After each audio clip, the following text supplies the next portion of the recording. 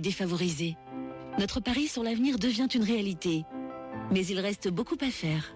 Parce que les enfants sont notre avenir. Vous pouvez faire un leg ou transmettre une assurance vie à la chaîne de l'espoir. Ensemble, agissons pour que notre investissement pour la vie soit une victoire. Demandez notre brochure sur chaîne-de-l'espoir.org ou au 01 44 12 66 80. 01 44 12 66 80. Prix d'un appel local. Le Movimento per l'Economia Solidario Occitano organizza lo FRES, Forum Regional dell'Economia Sociale e Solidario, lo divendres 27 e lo dissabte 28 d'octubre de 2023 all'Universitat Toloso Capitoli. Per sa 23esima edizione, il Forum Regional dell'Economia Sociale e Solidario ha portato es nostri agenti solidari del 27 d'octubre 9:30 al 28 d'octubre 7:30 del vespre. L'intrado liuro è a gratis. Taglier sus inscriptions. Site internet www.fres-occitanie.fr. Forum regional dell'economia sociale e solidario lo divendres 27 e lo dissabte 28 d'octubre all'Universitat Toloso Capitoli. Nous sommes en guerre. Et vous savez quoi? Moi, je sais pas utiliser un masque. Son mari, qui a 71 ans, qui l'a découverte inanimée et qui l'a pensée morte. Bientôt, me vieillissez pas. 70, ça me suffit. Mais ça va pas, Baptiste, qu'est-ce que tu fais? Mais t'es pas net? Non, mais si, je suis très net. Moi, je suis pas là pour commenter des commentaires, voilà. Tapez, oh. C'est moi qui suis parlementaire. Poussez-vous de là, ouvrez-moi cette porte. Je suis même allé à des concerts de Youssoupha. Comment est votre blanquette? On mange très bien. Les plats à base de viande sont-ils de bonne qualité? Et j'aime la France quoi qu'il arrive. Il y a ses mauvais côtés, mais elle a aussi des bons côtés. Adiciat, bonsoir, vous êtes à l'écoute de Faut se le dire sur Radio Occitanie. On est en direct jusqu'à 20h et en live vidéo sur Facebook. Merci d'être avec nous. Une nouvelle émission de 2 heures. On va revenir sur l'actualité. On va parler rugby. On va parler également secte. Voilà, je tiens à dire autour de la table, on va parler de secte. Faut se le dire n'est pas une secte. Donc tout va bien jusqu'à voilà, faut se le dire. Voilà, autour de la table. Comment ça va, Pierre-Nicolas? Eh bien, écoutez, moi je suis en vacances, donc ça va très bien. Voilà. C'est les vacances. Je vais fêter dignement Halloween bientôt. Ouais, c'est bientôt. On a déjà des bonbons. Voilà, on est sponsorisé par Tagada, bien sûr, qui est avec nous, bien sûr. Il faut dire d'autres trucs, les bananes aussi, les crocodiles. Voilà, si jamais. Nous avons 2 Baptes aujourd'hui sur le plateau. Parce qu'il y a aussi Bapt qui est là. Ouais, c'est les B-Bros. Bonsoir. C'est les Blues Brothers. Attends, je les B-Brothers. Je les ai gardés pour rigoler. Mais... Et tu me voyais plus. Je vous voyais plus. Ah, ça y est, là d'un coup, pouf, je vous vois. Bon, ça va bien? Oui, très bien. On va parler rugby, Coupe du monde de rugby. Là, c'est la fin. C'est la fin, là, ça y est. Oui, enfin. Enfin la fin. Oui. Et nous avons Camélia également qui est avec nous. Salut. Salut. Voilà, j'ai dit, tu veux participer? Ouais, pas de problème. Voilà. Bah oui, chaque opportunité à prendre. Exact, tu as bien raison. Et Olivier à la technique, bien sûr, on te voit maintenant en plus. Eh oui, on me voit maintenant. Bonjour. Incroyable ça, tu vas bien? Et bah oui, ça va super bien. Ça se passe bien la radio, la matinale, tout ça? Oui, ça se passe super bien. De 8h à 11h et de 14h à 13h, 14h à 15h. Je fais aussi après-midi du coup. L'après-midi aussi, oui, c'est vrai. Oui. Tu fais que bosser, toi? Oui. Non, tu fais tes dansants aussi ou pas? Tu fais tes dansants? Non. Il a gardé les lunettes quand même. Non mais voilà, lui au moins il les garde. Ah oui, je les garde pour raison médicale, mais je les garde. C'est vrai, pour raison médicale, c'est vrai. Ah non, je peux pas supporter vos têtes, c'est tout. Il peut pas nous supporter. T'as une prescription ou Oui, ok. En tout cas, on est bien filmé. Hein. N'hésitez pas à dire en commentaire à quel point c'est exceptionnel niveau caméra. Je suis très content de ce soir. Alors aujourd'hui, on va parler rugby et on va pas que parler rugby. Comme je vous l'ai dit, on aura Florent Mercadier. Donc ça sera des interviews déjà enregistrées, mais qui vont être passées de façon inédite ce soir. On va revenir sur un sujet grave aussi également. J'ai reçu Fadila Guedache qui nous a contacté à Radio Occitanie, notamment après, faut se le dire, pour revenir sur une actualité qui se passe en Algérie. Il y a 38 condamnations à mort pour un fait qu'on expliquera plus tard. Et son frère fait partie des condamnés à mort, et kabyle. Donc on fait le lien assez rapidement. Et c'est vrai que voilà, elle va nous expliquer. En tout cas, j'ai recueilli son témoignage pour Faut se le dire et Radio Occitanie. On va parler aussi vite fait. On reviendra sur l'actualité. Hein. C'est l'anniversaire des radars automatiques. Donc très bon anniversaire des radars automatiques. 20 ans aujourd'hui. Voilà, c'est fabuleux. 30 ans le permis à points, 20 ans les radars, super. C'est super, on est content. Tout le monde moi, depuis que j'ai mon permis, je me suis pas fait gauler une seule fois. On va prévenir les copains. Voilà, donc les radars. Je me suis pas fait avoir. J'ai peur des radars, tu sais, qui sont pas prévus. Voilà, des radars jumelles, ça me fait peur, ça à chaque fois. C'est-à-dire? Surtout quand tu roules à 180. Bah oui, quand tu vois un radar, quand on t'affiche qu'il va y avoir un radar, ça va. vois, tu ralentis. Je rigole, bien évidemment, à pas reproduire chez vous, c'est fait par des professionnels, bien évidemment. On va parler d'écriture inclusive, parce que le Sénat veut l'interdire. Oui. Donc on va revenir là-dessus. Je sais que c'est très partagé en règle générale. Et quoi d'autre? Commerce en danger à Jeanne d'Arc aussi. J'ai essayé d'avoir le patron du McDo, mais il répond pas parce qu'il doit être assez occupé pour venir en parler. Je crois que d'autres commerces sont touchés, donc pareil, on va en parler parce qu'il y a des dealers à Jeanne d'Arc et donc les commerces ferment. Voilà, pour 10 dealers qui embêtent tout le monde. Hein. Non, surtout que ça me surprend. Il y a toujours un McDo, il y a toujours eu un McDo place Wilson, et Dieu sait qu'avant Jeanne d'Arc, Wilson était assez tendu et connu pour ça. Mais c'est dingue quand même. Mais le McDo a jamais changé. On parle de l'hypercentre quand même. C'est Oui. ça qui me... Alors, quand tu vas sur le boulevard, quand même, je plaisante. Bon, bah c'est parti. On commence déjà avec le rugby. On va revenir sur une petite actu qui est tombée pour Monsieur Galtier et sa femme. Je crois qu'ils sont... Mais c'est pas de ça dont on va parler ce soir. Mais oui, visiblement, il y a des photos nues d'eux sur... il a porté plainte. Et il a bien fait. Oui, bah oui. Il y a des photos de Fabien Galtier. Et comme il est en couple avec la sœur de Lio, Elena Noguera... Ils font donc maintenant, ils ont été pris en photo et des tabloïds français se sont permis de publier des photos non consenties, quoi. Voilà. D'accord. Donc il a bien fait, il a porté plainte, ça coupe court. Oui. Mais bon, on va tous regarder pour voir comment.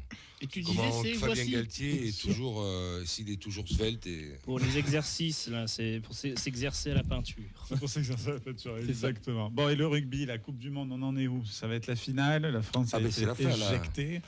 La France s'est fait éjecter de sa Coupe du Monde, on peut le dire, puisque ça n'a pas été forcément. Oui, j'ai vu qu'il y avait des problèmes d'arbitrage. Ah oui, il y a plus que des problèmes d'arbitrage. Ah ouais, pour de vrai? Ce qui est sûr, c'est que un arbitre peut louper un match. Il n'y a pas de raison. Ouais. On parle de joueurs qui loupent un match. Il n'y a pas de raison qu'un arbitre puisse pas louper un match. C'est vrai. Là où ça devient surprenant, c'est que le même arbitre est reconvoqué la semaine d'après pour arbitrer une des deux demi-finales, et en plus de la même équipe. Donc on va dire que World Rugby a bien fait comprendre à la France que la France n'était pas encore invitée au bal des grandes nations du rugby, puisque voilà, ça se passe comme ça. Alors j'aimerais ouvrir une parenthèse, si tu me permets, Philippe. Oui. Il faut aussi noter la prestation ébouriffante de l'arbitre anglais, de l'arbitre français entre Angleterre et Fidji, parce qu'il n'y a pas que cet arbitre. Il y a eu pas mal tout au long de la Coupe du Monde. Je pense que tu en es d'accord. Il y a quand même de sacrément problèmes avec l'arbitrage de manière générale. Et notamment par rapport aux équipes dites moindres ou mineures. Ouais, tout à fait. Et ça, c'est un vrai problème. Ça me rappelle. C'est symptomatique, l'arbitre en question, là, au kiff. Mais les autres arbitres n'ont pas été non plus d'une clarté sans nom. Voilà. Ça me rappelle 1860, puisqu'en fait, les 200 ans de l'avènement du rugby, le geste de William Webb Ellis date il y a pile 200 ans.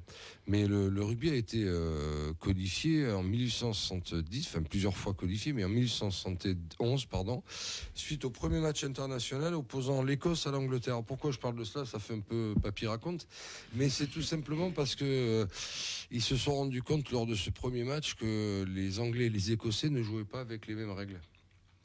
Donc évidemment, ça peut. Là, à l'époque, on est dans la genèse, la jeunesse même du rugby.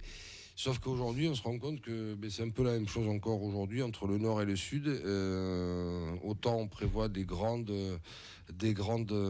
périodes de préparation de toutes les équipes professionnelles, autant on a l'impression qu'au niveau arbitrage, c'est absolument pas le cas. Donc il va bien falloir qu'à un moment donné, si le rugby veut perdurer, et Dieu sait que l'état d'esprit est là, l'état d'esprit des supporters est là, quels que soient les pays.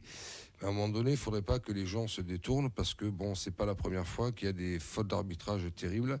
Alors il fut un temps, c'était pour la grandeur du pays, nouveau pays qui se réunissait, à savoir l'Afrique du Sud en 95. En 2011, c'est parce qu'on était chez les Néo-Zélandais, etc. Enfin bon, à un moment donné, il faut quand même.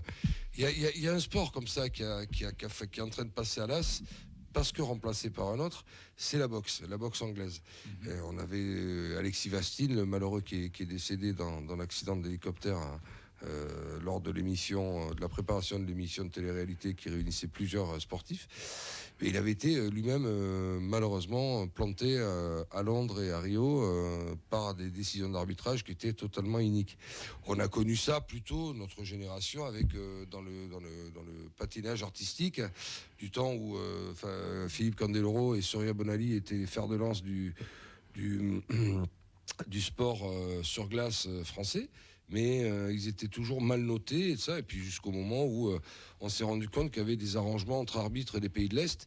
Et donc, comme Surya Bonali avait la mauvaise idée, et là je fais pas du racisme, c'était vraiment l'idée qu'avait eu. En plus, elle était noire. Alors là, pour le coup, une noire qui osait patiner aussi bien que des blancs. Alors là, pour le coup, ça a vraiment été.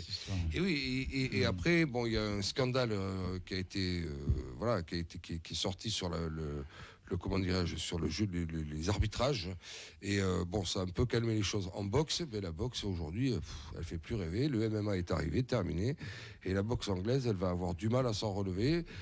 Parce qu'à force d'avoir des arbitrages un peu maison, à un moment donné, ça se voit et puis ça détourne les gens, quoi. Ou alors ils vont voir du catch, comme ça au moins il n'y a pas de problème. Donc le rugby est sur cette pente-là.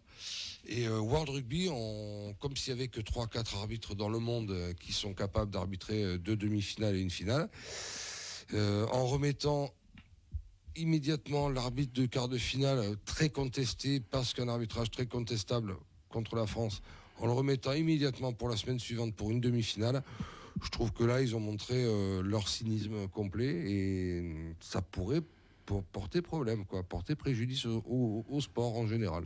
Il y avait aussi une histoire avec des bons joueurs à nous qui avaient été amochés aussi avant. Ouais. Non, par exemple, parce qu'il y a aussi Olivier qui parlait. Mais... J'entendais pas. Ah, tu l'as. Oui. Oui, il faut mettre le casque, s'il vous plaît, parce que sinon je parle dans le vide. Oui, donc tu nous disais. Oui, je parlais par exemple, alors j'avais entendu, je suivis le rugby un peu de loin, mais j'ai appris aussi que... Attendez, j'attends qu'il allume le tunnel. Oui. C'est bon, vous êtes sur Radio Occitanie. Est-ce qu'il nous entend sur Facebook, oui. Alors c'est rigolo parce que quand on n'a pas le casque, on a l'impression que tu es dans un bocal. Je ferme la parenthèse. Je suis à côté de vous, là, je suis un poisson rouge. Super. Du coup, je parlais juste du fait que... Alors, j'ai suivi le rugby de loin plutôt, mais j'ai appris du coup qu'on avait des bons joueurs à nous qui avaient été amochés avant. Et du coup, je me suis dit, c'est peut-être ça qui a aussi impacté notre défaite, en plus de l'arbitrage peut-être. Honnêtement, si je puis me permettre de reprendre la parole, le match en lui-même, on le plie, quoi. Enfin, il n'y a pas de souci là-dessus. Comment dirais-je, les stats parlent pour l'équipe de France quand même. Maintenant, il y a eu des erreurs, évidemment, on prend des essais, mais ça se joue tellement, mais justement, à ce niveau-là, ça se joue sur des détails, et les détails, un par un, ils ont été gommés par l'arbitre sous prétexte de, on ne saura jamais. Et alors c'est vrai, je soutiens totalement le président de la Fédération française de rugby qui calme le jeu, parce que, bon, à un moment donné, il faut faire attention aussi à nos arbitres quand même, parce que c'est quand même grâce à eux que les matchs ont lieu, et il ne faudrait pas que parce qu'on se permet d'en critiquer un très fort, ça puisse avoir des répercussions à plus bas niveau. Je vous donne juste un exemple, celui qui va arbitrer la finale, Nouvelle-Zélande, Afrique du Sud, avait été remis en cause mais très fort par Erasmus, l'entraîneur des Sud-Africains, au point qu'il avait subi des menaces de mort et de viol sur sa femme, enfin un truc de dingue, suite à une vidéo qu'il avait sortie en tweet, énumérant les erreurs qu'il aurait faites lors du test match entre France et Afrique du Sud. Donc il faut faire attention malgré tout, parce que, et là Florian Grill, le président de la Fédération française de rugby, a entièrement raison. Les arbitres font quand même partie du jeu, et sans eux il n'y a pas de match. Donc il faut quand même maintenant raison garder. On a tous une aigreur pas possible, parce qu'il y avait de l'espérance, parce qu'il y avait une génération, parce que voilà. Et donc, parce que c'était chez nous. C'était chez nous, donc ça ne se passera pas d'ici 20 ans à peu près. Pour revenir à la question que tu as posée, oui, on a un Tamac qui s'est blessé, que c'était peut-être certainement notre meilleur 10. Mais bon, il n'y avait pas de raison de ne pas arriver à toutes les équipes, en au moins 1 à 2 joueurs qui se sont pétés. Peut-être pas avant comme là, mais au moins pendant la compétition. Donc c'est surtout que ça se finisse comme ça en autre boudin. Je pense qu'on aurait préféré perdre de 10 points, même si ça aurait été dur, plutôt que se retrouver à 1 point avec autant de fautes d'arbitrage qui nous auraient permis, que ce soit pendant le match ou à la fin, à l'extrême fin, de pouvoir passer sans aucun problème. Bon, voilà. Maintenant, il y a quand même des chiffres qui sont parlants. Je regardais avant de venir, parce que je voulais être bon. La Coupe du Monde, là, en France, a attiré jusqu'à maintenant 215 millions de téléspectateurs. C'est énorme. Sachant que, bon, la France a trusté pas mal de millions de téléspectateurs, puisqu'elle faisait à minima 10,5 et jusqu'à 15, 16 pour le dernier match contre l'Afrique du Sud. Mais sur 48 matchs, bon, on peut imaginer que la petite finale et la finale ne feront pas 20 millions avec la France, comme ça aurait été le cas, mais feront peut-être 10 et 5, quoi, 15 millions. Donc on peut sans se tromper trop, qu'on pourra penser arriver à 230 millions de téléspectateurs rien qu'en France.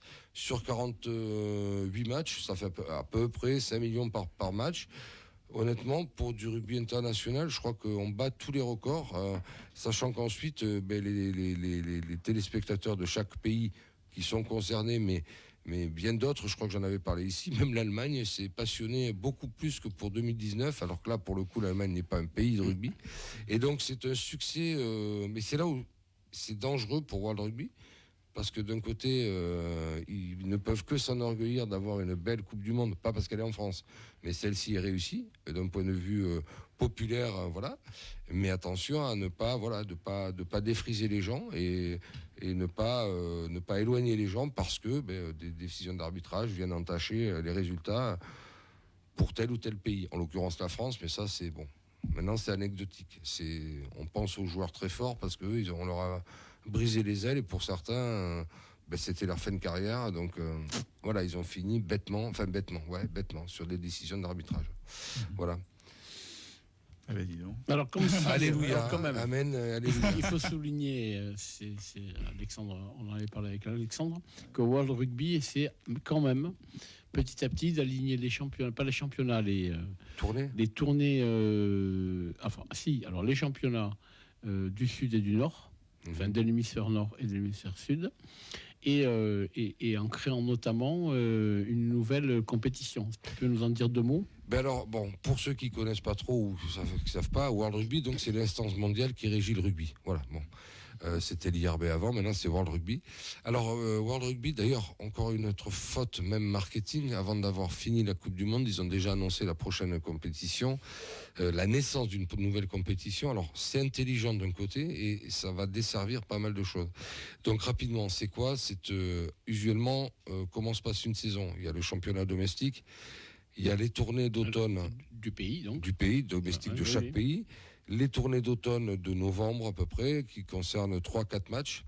Le tournoi des 6 nations qu'on connaît tous, qui était avant celui des 5 nations, réunissant donc l'Angleterre, l'Écosse, l'Irlande, le Pays de Galles et la France et l'Italie, depuis une vingtaine d'années. Et après, il y avait la suite du championnat domestique. Et en juin, il y avait les nouvelles tournées, fin juin, début juillet, les nouvelles tournées, oui. Tu oublies, si je peux me permettre, là-dessus, c'est greffé aussi les Coupes d'Europe. Tout à fait. La Coupe qui ne s'appelle plus les Coupes d'Europe, puisque les Coupes des Champions, puisqu'on a accepté cette année, je parle bien de cette année civile, donc pour 22-23, on sont venus se greffer des provinces sud-africaines. Voilà. Parce qu'ils ne pouvaient pas se déplacer. Pour des raisons très simples, pour l'instant, de fuseau horaire, c'est-à-dire qu'ils n'avaient pas des déplacements en Nouvelle-Zélande, en Argentine, voilà. Mais jusque-là, tout le monde a besoin de faire de l'argent, de développer le business, parce que c'est un business. Il ne faut pas oublier que le rugby est professionnel et au même titre que les autres. C'est de l'argent, c'est de l'argent qui est en jeu pour les fédérations, pour les clubs, pour tout. Bon. Le truc, c'est que là, ils ont effectivement aligné le championnat du Sud avec avec le tournoi Destination du Nord. Et les fameuses tournées de juin et novembre, donc, vont être transformées tous les 2 ans en on va appeler ça comme ça, un championnat du monde des pays, qui n'aura rien à voir avec la Coupe du monde des pays. N'oublions pas que le rugby à 15 n'a pas d'existence au travers des JO. C'est le 7. Donc il n'y a pas forcément d'équivalent. Donc ils ont décidé de faire un championnat avec 2 divisions. Le but, c'est certainement de créer effectivement une autre forme d'appétence pour une autre forme d'apport financier, pardon. L'appétence étant là, ça c'est sûr. Mais il y a aussi le fait que dans le but de mettre 24 équipes et non pas 20 à la prochaine Coupe du Monde dans 4 ans en Australie, c'est aussi de faire jouer de plus en plus les dites petites nations qu'on a même découvert cette fois-ci. Alors on peut y aligner le Portugal qui nous a fait tous rêver, la Géorgie, le Chili qui s'était qualifié aux dépens des États-Unis, certainement les États-Unis. Bon, toutes ces petites équipes avaient un problème, c'est qu'elles ne se rencontraient pas, elles ne jouaient que des gros matchs que tous les 4 ans en Coupe du Monde. Donc ça sera l'occasion de pouvoir avoir une sorte de championnat qui les départagera. Donc il y aura il y aura un petit complément. Au moment des Coupes du Monde, les qualifications se font par zone géographique. D'accord. Et là, justement, c'est là où il y a quand même la grande nouveauté, c'est que notamment première, deuxième division, mais au moins pour la deuxième division, le Chili va peut-être jouer un jour contre le Portugal, qui lui-même va jouer contre les États-Unis, autrement que pendant possiblement la Coupe du Monde. Voilà. Et donc à partir de là, c'est vrai que ça pourra créer de l'émulation. Alors, le but du jeu, c'est de faire il y a 24 équipes qui sont dans le classement mondial. Les 12 premières, on les connaît plus ou moins. Il y a les 6 du Nord, du tournoi destination. Il y a les 4-5 du Sud, Nouvelle-Zélande, Afrique du Sud, Australie et Argentine. Voilà, ça c'est pour les 10 classiques. Japon. Seront rajoutés le Japon et les Fidji. Ça, c'est pour la première division. Pour la deuxième, on va retrouver certainement donc la Géorgie, sûrement. On a parlé du Portugal, du Chili, l'Uruguay, bien sûr, qui nous a pas mal enchanté aussi. Voilà, donc les États-Unis. Bon, l'intérêt, va être de pouvoir avoir donc cette compétition tous les 2 ans. Et à partir de 2030, donc elle serait créée d'ici 1 à 2 ans, je crois. Et d'ici 2030, c'est-à-dire c'est pas loin, ou 2027, je ne sais plus quand exactement, il y aura un potentiel système entre ces 2 divisions de montée-descente, qui amènera à ce qu'une équipe puisse descendre de la division de la première division, on va dire, des pays, et un pays de seconde division des pays puisse monter éventuellement. Ça pourrait être intéressant. On le voit parce que en dehors de ce dont on a parlé, de la disparité des niveaux, parce qu'à un moment donné, il y a quand même des matchs où ça a été assez terrible. On le voit, l'intérêt aussi, c'est de pouvoir à un moment donné inclure des pays qui sont montants. Il y a 8 ans, les Japonais avaient créé la surprise en battant sur le fil les Sud-Africains dans un match de dingue. En gros, les gros Sud-Africains contre les petits rapides, mais c'était à ce niveau-là, sauf que les petits rapides l'ont emporté en Coupe du Monde.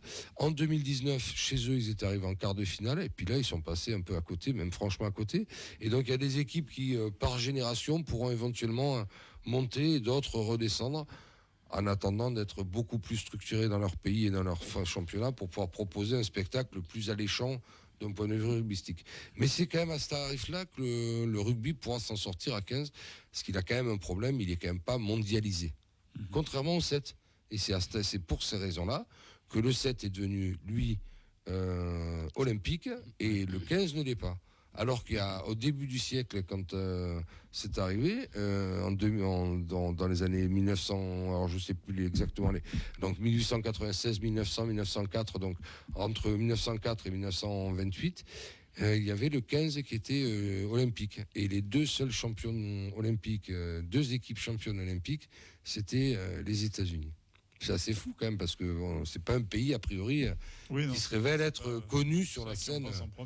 Je pense qu'en 1924, pour les Jeux de 1924 de Paris, je crois que c'était la dernière compétition de rugby à 15 olympique, il me semble. Après, il y a eu c'était un peu trop pugilistique, trop affirmé, on va dire, et ça a été foutu dehors, pour être clair. Je suis pas sûr que les 2 équipes jouaient déjà un petit peu à l'instar de 1971 avec les mêmes règles. En tout cas, en parlant de règles, justement, on a Vincent Avellana qui sera là après avec la feuille de match. Aussi, le TFC. C'est football qui marque, c'est de la vanne, hein, bien sûr. Les joies du rugby, aussi dur de comprendre les règles du jeu que celles des compétitions. C'est pas faux. C'est pas faux, je l'admets. C'est vrai que c'est en ça que le rugby est toujours aussi absconce. Juste une chose, puisque tu fais un lien entre le foot et le rugby, on sait tous que le TFC hier a pris une petite déculottée à Anfield, à Liverpool. Une tôle. Non, mais par contre, on a été. Vous savez qu'il y a quand même. Liverpool. Liverpool, c'est Liverpool, même s'ils n'ont pas sorti ça là directement. Par contre, aujourd'hui dans l'équipe, il y avait un très bel article. La police de Liverpool a tenu à remercier les 2400 spectateurs toulousains qui avaient fait le déplacement pour leur fair play, pour leur bonne tenue, pour la bonne ambiance qu'ils ont mis dans la ville. Chouette, et Dieu sait que dans le foot, et surtout en Angleterre, ça fait quand même plaisir de lire ça, et en plus que ce soit les Toulousains, tant mieux. Si le rugby a pu irriguer un petit peu les masses laborieuses que sont les fans de foot toulousains, ça donne une bonne ambiance, et tant mieux. Mais c'était à noter et assez rare dans le foot, même actuellement en France, puisqu'il y a un pétard qui était... C'est Toulouse en même temps, on est cool. Hein. Oui. Non, mais c'est vrai que je viens de Marseille, donc je sais de quoi je parle. Hein. Toulouse, c'est oui, cool. mais quand on voit que... de... Alexandre, quand on voit qu'il n'y a pas plus tard qu'il y a quelques semaines, il y a un pétard qui a été balancé sur le... Voilà, on en est à un niveau, même en France, on se foutait du niveau des supporters anglais ou allemands. On est quand même pas mauvais, quoi, malheureusement. Donc, voir cela en déplacement et en Angleterre, que la police se soit fendue d'un communiqué, c'était quand même à le souligner. Bon, voilà, on n'a pas tout perdu, au moins on a fait voir qu'on savait vivre et que ça n'a pas attendu les débats de prendre une branlée, comme tu dis. Et Alexandre, un dernier petit point, si je peux me permettre. Notre championnat domestique reprend. Oui. C'est-à-dire que le top 14 reprend ce week-end, c'est ça ? Ce week-end, Toulouse joue contre l'UBB à guichet fermé à Ernest Vallon, en espérant que le derby de la Garonne soit remporté par nos chers rouges et noirs. Sans les internationaux, parce que bon, après 3 mois et tout ce que l'on vient de dire, ils ont quand même quelques vacances entre volontaires et obligatoires à respecter pour que, bon, s'ils veulent... N'oublions pas quand même qu'ils sont quand même très sollicités, quoi. Peut-être trop. Et ce championnat dont on parlait tout à l'heure va encore les solliciter beaucoup et ça sera certainement au détriment de leur santé. Alors en espérant que des voix comme Antoine Dupont, qui n'hésite pas à se faire entendre concernant que ce soit le droit à l'image, que ce soit le salary cap ou d'autres choses, à l'instar un peu de Mbappé qui avait un peu ouvert... son clapet en foot, honnêtement, espérons que les joueurs puissent se faire entendre par rapport à la santé, parce que c'est sur ça que ça va jouer, bien évidemment. Bien sûr. En tout cas, ça fait plaisir de voir quand même que le sport, en tout cas que le rugby ait bien marché en termes en télé. Moi, je trouve ça. En même temps, personnellement, je m'y attendais. Hein. Tout le monde était surpris. Mais même d'engouement populaire. Hein. C'est ça qui est. Vous avez vu sûrement quelques vidéos tournées. Moi, j'en ai vu une notamment. Alors, moi, je suis vraiment un supporter des Boks. Puis ça fait des Boks et les Springboks. Ça fait un moment que je le suis. Hein. Ça fait une grosse vingtaine d'années. Donc, tu vois, c'est pas d'hier. Donc, je suis plus attentif à ce qui peut passer comme petites vidéos réelles sur Facebook, et notamment sur les réseaux, et notamment sur Facebook. Et j'en ai vu une, moi, d'un supporter Bok qui expliquait que vraiment les Français n'étaient pas comme on les décrivait chez lui. Hein. Ils étaient vraiment très sympas. Il énumérait toutes les villes où il était passé. C'était marrant parce que tu as l'impression d'avoir une collection de ces 2 villes. Vraiment, les Français sont super gentils, sont super accueillants. Franchement, c'est une super ambiance.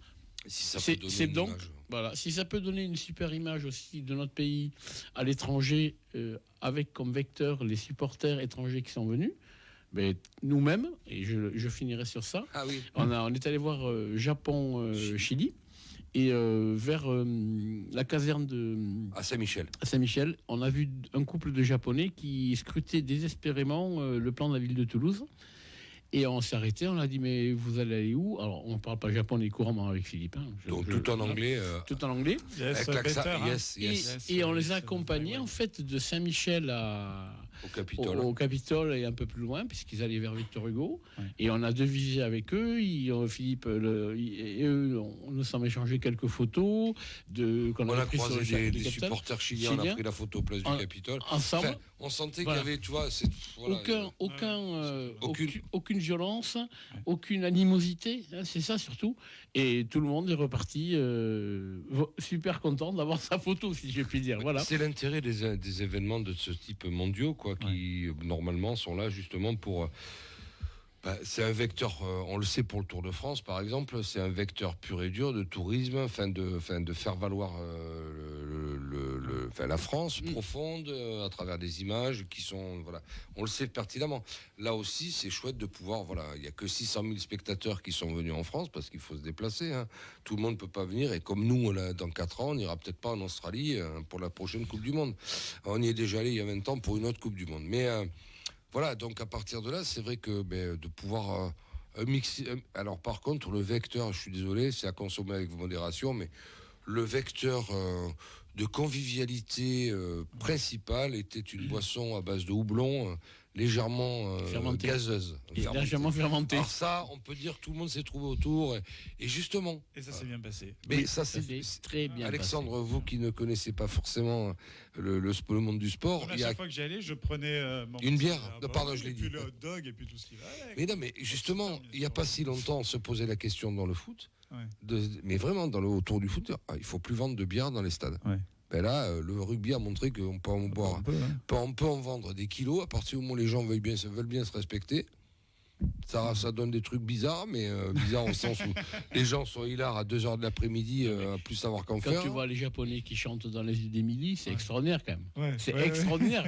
C'est pas leur langue, c'est pas même leur sonorité, tu vois, par rapport à ce qu'ils peuvent entendre comme langue. Revenu, et qui le chantent et qui brassent avec des Irlandais, des Sudaves, des Néo-Zélandais, et avec des Français, puisque c'est quand même les Français qui le jouent. C'est quand même extraordinaire, quoi.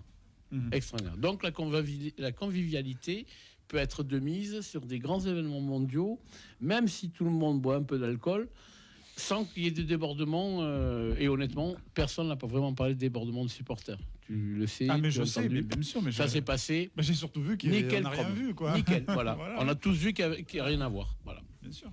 Bien sûr. Moi, je ça, c'est une vraie réussite. Là, vraiment.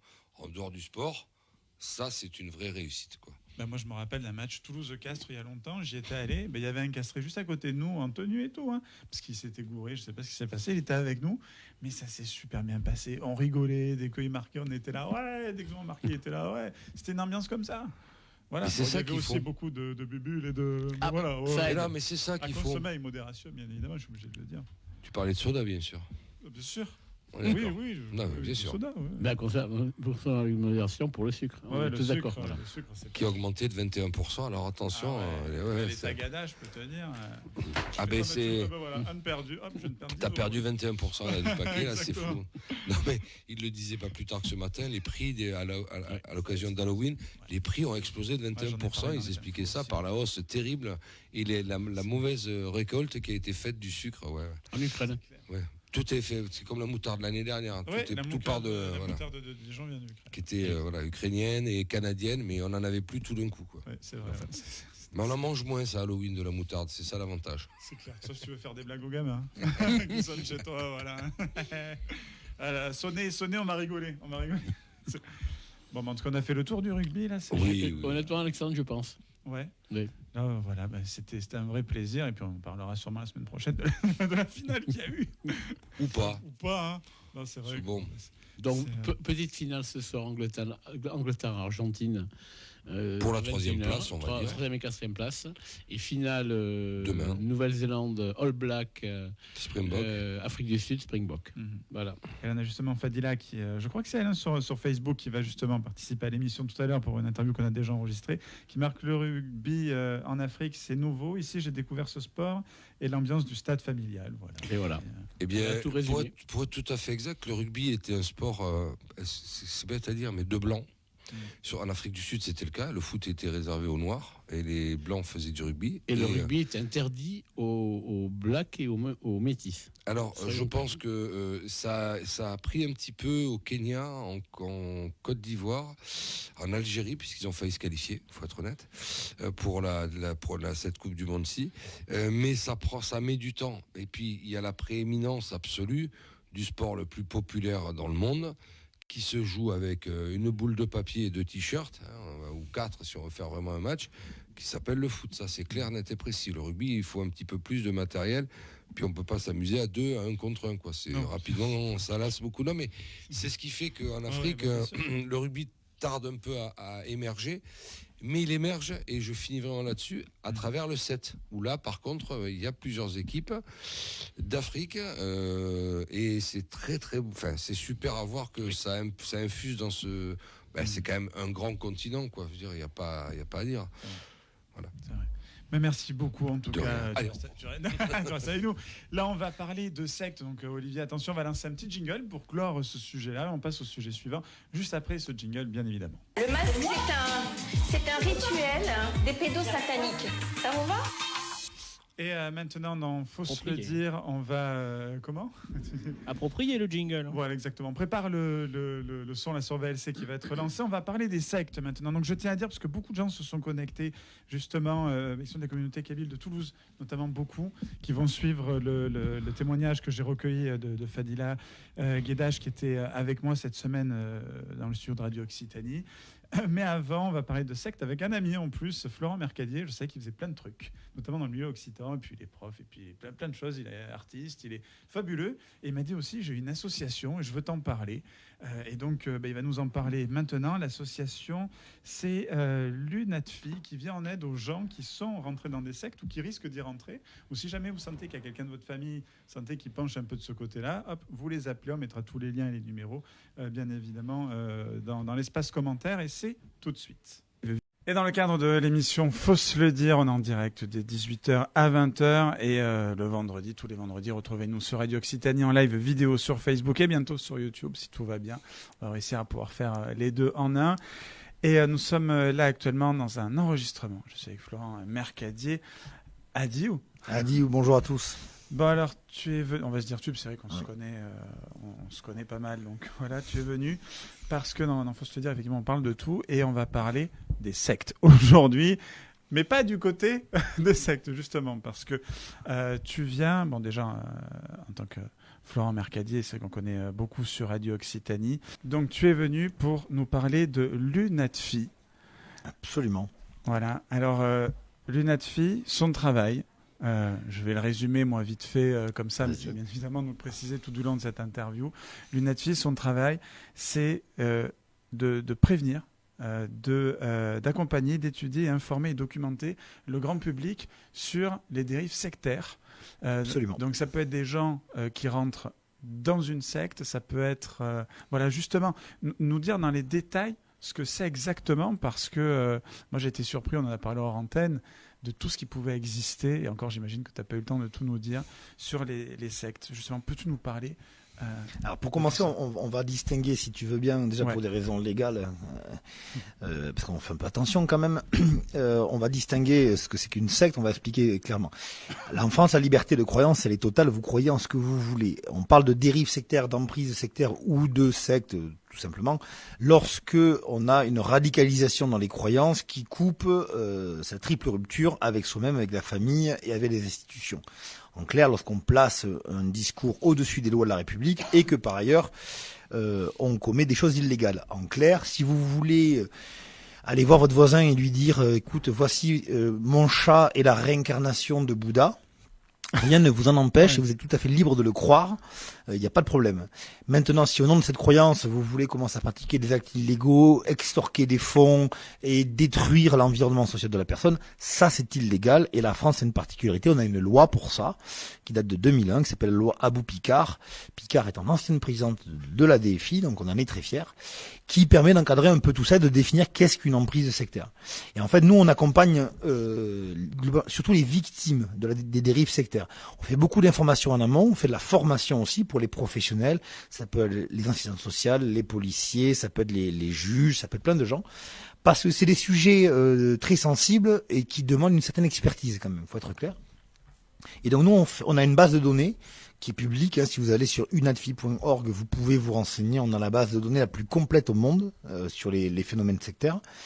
Et on accompagne après soit des gens qui sortent de sectes parce qui sont assez paumés et dans des situations très très très difficiles, il y a tout à reconstruire, soit très souvent l'entourage, les familles autour de ces gens qui sont victimes d'emprise sectaire et qui sont complètement perdus et qui rayent dans un monde de faux semblants où il faut savoir lire entre les lignes et où il faut des gens un peu pour traduire et expliquer ce qui se passe et leur donner aussi des conseils sur qu'est-ce qu'on fait quand on a un proche qui est victime.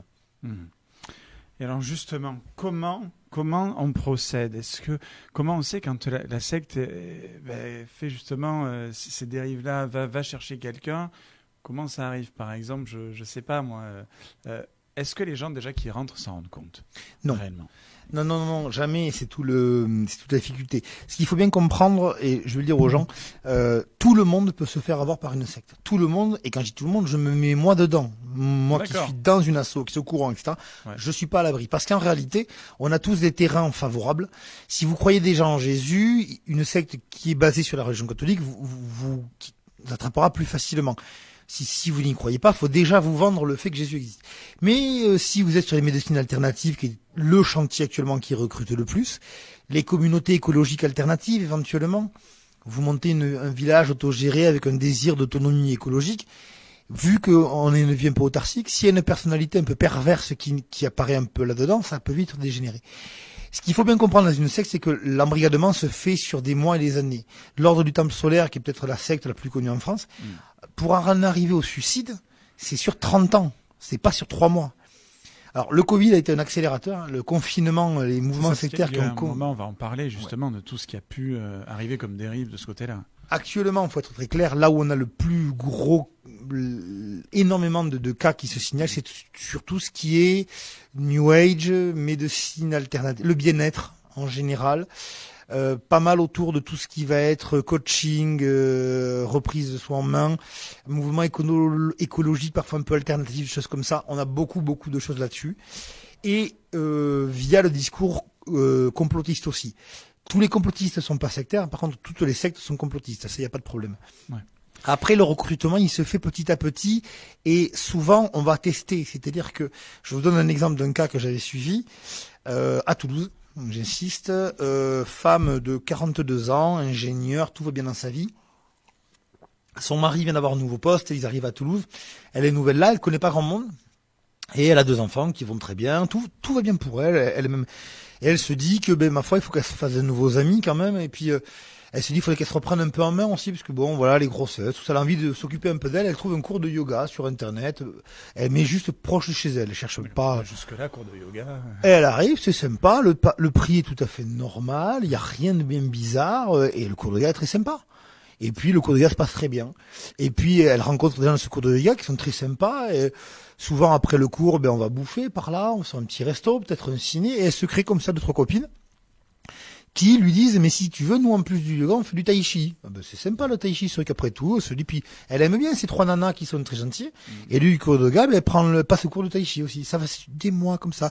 Et puis, après le resto, on va rajouter une petite sortie ciné. On va commencer à faire on va à la gym aussi ensemble. Progressivement, déjà, on va créer un noyau, on va multiplier le nombre d'activités qu'on fait dans un groupe sectaire. D'activités qui sont totalement innocentes, donc vous vous méfiez pas. Départ, ouais. Mais sans que vous en rendiez compte, progressivement, vous voyez de moins en moins vos autres amis, vous voyez de plus en plus ceux-là. Donc on crée une bulle, on crée un territoire déjà. Et puis ça va faire petit à petit, puis tout d'un coup, tu entends parler, il y a ce super stage cet été-là, en Ariège, pendant une semaine, ça va être trop bien, purée, tu vas lâcher ton mari et tes gosses, t'as qu'à venir, on va s'éclater. Et ça se fait comme ça, petit à petit. Avant d'entendre les notions de pouvoir, de capacité, de se créer de ce grand formateur en yoga, tu sais, il y a plus, il y a derrière, c'est 3 ans. Pendant 3 ans, elle fait juste du yoga, du tai chi, avec un groupe de copines. Il lui faut 3 ans avant que... Je comprends. Et donc, la chair, elle va être bien amadouée. Et d'autres qu'on ne sent pas prêts à tomber dans le panneau, ne dépasseront jamais le cours de yoga. Ceux chez qui on ne sentira pas un terrain un peu fragile, eux, c'est bien, ils font du yoga, c'est très bien. Donc ça se fait vraiment très très long. Et chaque secte ou groupe sectaire a ses techniques, a ses priorités, a ses moyens de pression, ses leviers. Et donc tout ça a pu s'aggraver avec le confinement. J'ai l'impression, c'est une impression très personnelle, c'est que de plus en plus, j'ai l'impression qu'on voit des gens, encore ce matin, c'est arrivé, quelqu'un qui nous a appelé, qui était, qui est suivi par la DGSI, je mets des guillemets pour ceux qui ne voient pas la radio, qui entendent des gens qui disent « Ah, c'est lui, parce qu'il a une vieille affaire, on voit rien de grave. Voilà, et ils commencent à me dire peut-être même que là, on est sur écoute.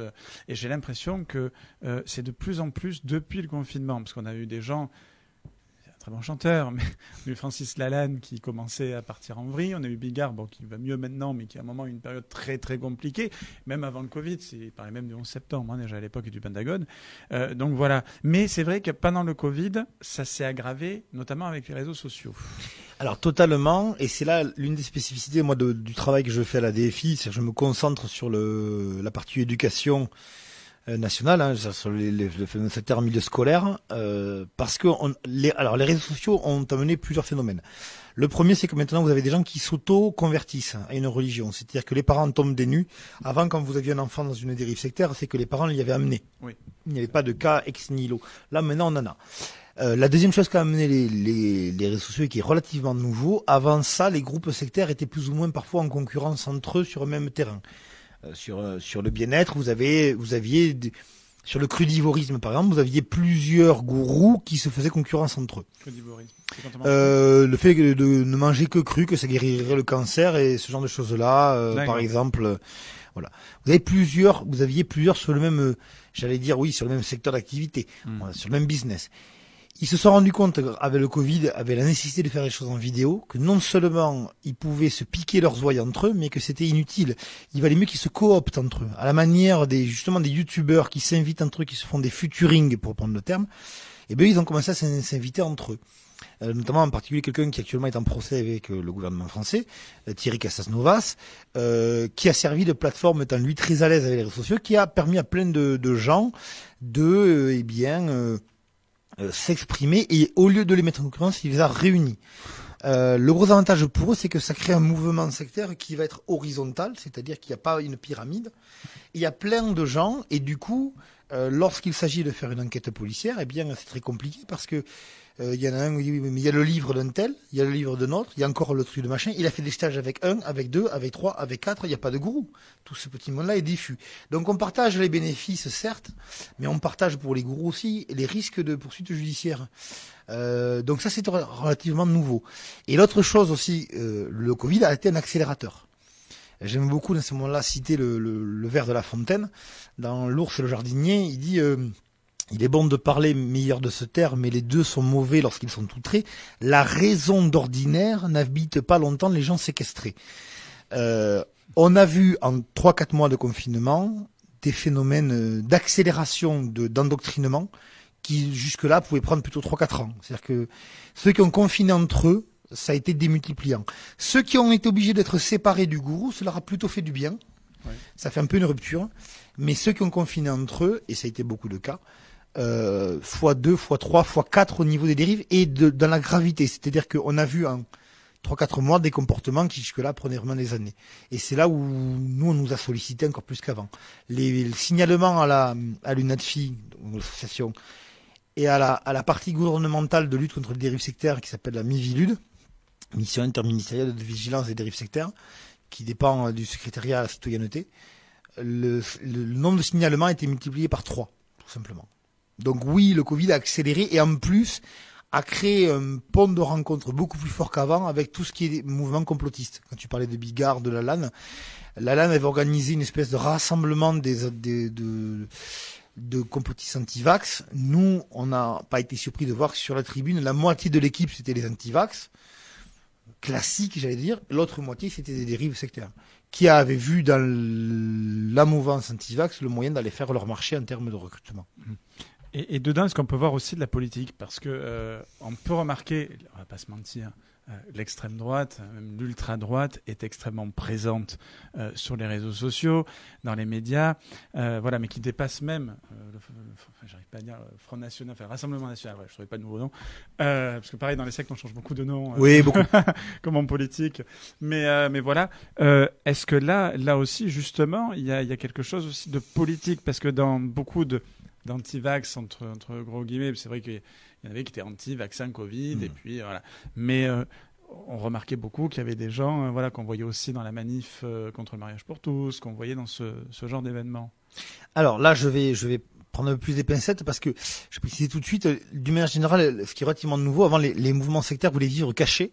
Maintenant, ils s'exposent beaucoup sur la toile et ils ont la procédure judiciaire facile. Donc, je vais essayer de pas dire n'importe quoi. On a observé, et c'est relativement nouveau, de l'entrisme en politique de la part de certaines structures sectaires, plutôt les grosses.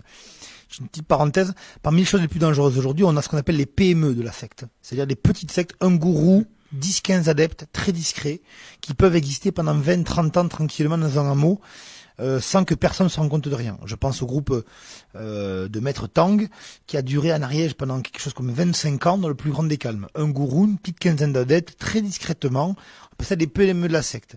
Alors, vous allez vous dire, oui, c'est pas énorme. Oui, mais si chaque adepte, vous avez 15 adeptes, si chaque adepte vous ramène un petit 300-400 euros, vous vous mettez bien. Et puis, c'est discret, moins de problèmes, moins de responsabilités. Sur les gros mouvements sectaires, les grosses mouvances sectaires, on s'est aperçu qu'on avait de plus en plus d'entrisme en politique. Avec certains partis qui ont été plus ciblés que d'autres, notamment les partis soit qui sont plus jeunes, tout simplement, soit qui sont sur des structures basées plutôt sur le mouvement, plus que le parti pyramidal.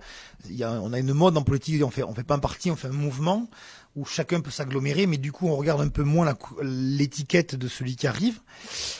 Beaucoup l'extrême droite, sont très clairs. Notamment pourquoi ? Parce que ces partis-là, ils ont notre out qui sont nouveaux, ils se méfient moins peut-être, mais surtout ils ont besoin de cadres, ils ont besoin de gens compétents. Et donc, ils sont peut-être un peu moins regardants. Donc que ce soit chez l'extrême droite, que ce soit à l'extrême gauche, au milieu, etc., on a vu beaucoup d'entrisme, avec même des résultats politiques. Je n'ai pas légalement le droit de citer les cas, mais on a vu des décisions judiciaires, enfin politiques, des prises de loi un peu surprenantes de notre point de vue. Et donc ça, c'est relativement récent. Et on a beaucoup de mal, les associations.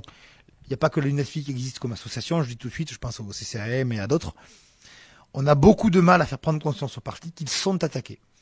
Quand vous avez des groupes de méditation de pleine conscience dans les couloirs de l'Assemblée nationale au Palais Bourbon, organisés par un groupe de députés, quand vous avez une ministre qui siège à la direction d'une des plus grosses mouvances sectaires d'Europe, l'anthroposophie, pour ne pas la nommer, voilà, c'est même ça, même des choses aussi évidentes que ça, c'est compliqué.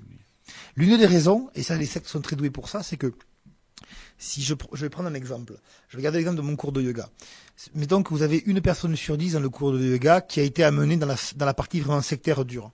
Eh bien, les 9 autres qui ne sont pas dans la dérive sectaire, à qui on n'a jamais parlé de gourou et de rien, si un jour il y a un procès, il y a une attaque contre le groupe, ils vont dire, mais attendez, mais moi je suis avec eux depuis 15 ans, je suis dans un cours de yoga, quoi. Vous êtes parano, les gars, arrêtez, quoi.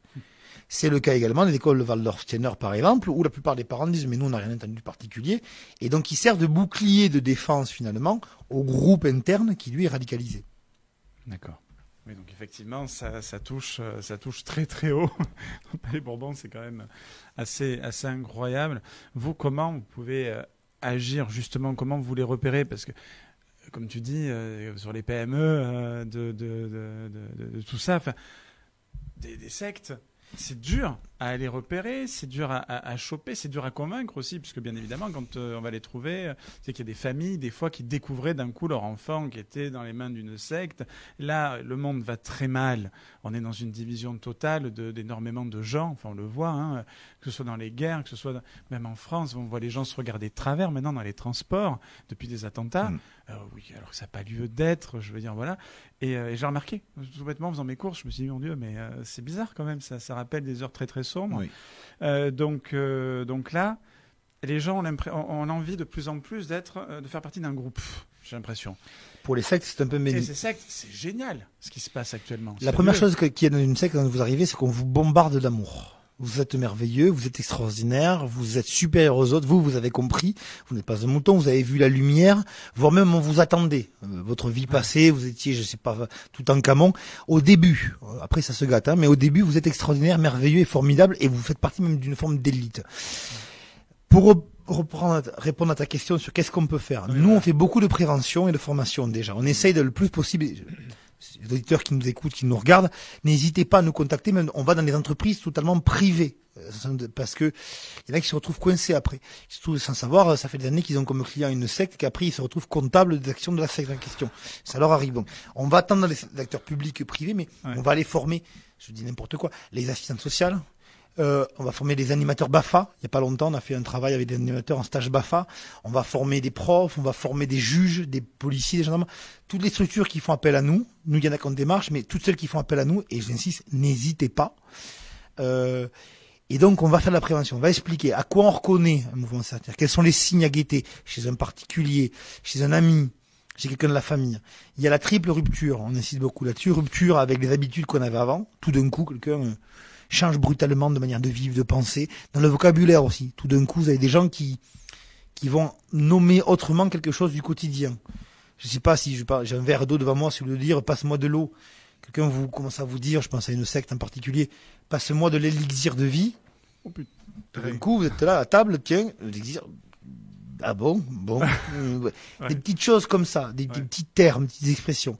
La rupture avec la société, les institutions, quelqu'un qui vous dit le gouvernement, le machin, le truc, qui brûle sa carte d'identité, des choses comme ça. Et la rupture avec la famille. En particulier, c'est là que c'est la plus dangereuse. Parce que c'est la famille est la chose qui permet de remonter quelqu'un qui est tombé dans une dérive sectaire. Donc on fait beaucoup d'informations et de formation auprès des acteurs pour leur dire, c'est pas en une demi-journée que vous formez un spécialiste aux dérives sectaires. Nous, on se forme sur des années, on n'arrête pas, on se forme en permanence. D'ailleurs, chez nous, à l'IA de l'UNATI, on a, sans dire des spécialistes, mais chacun est plutôt responsable d'un style de dossier où il se maintient au courant au fur et à mesure. Et moi, il m'arrive, quand j'ai des trucs, de dire, plutôt voir ça avec mon copain qui s'y connaît un peu mieux que moi. Donc nous, on se forme constamment. Notre travail, c'est de dire, au moins repérer les signes pour pouvoir aiguiller après vers ou nous, ou une autre association, ou la Mivilude, carrément le gouvernement, les gens, pour dire, j'ai vu ça. Moi, c'est comme ça que j'étais en contact avec l'association. J'ai vu un cas un peu bizarre quand j'étais animateur en centre aéré. Je me suis dit, bizarre ce truc, je commençais à me renseigner. Et voilà. Donc, c'est beaucoup comme ça. Et puis, en essayant de venir dans les médias comme ici, pour essayer de dire, ça existe, c'est réel.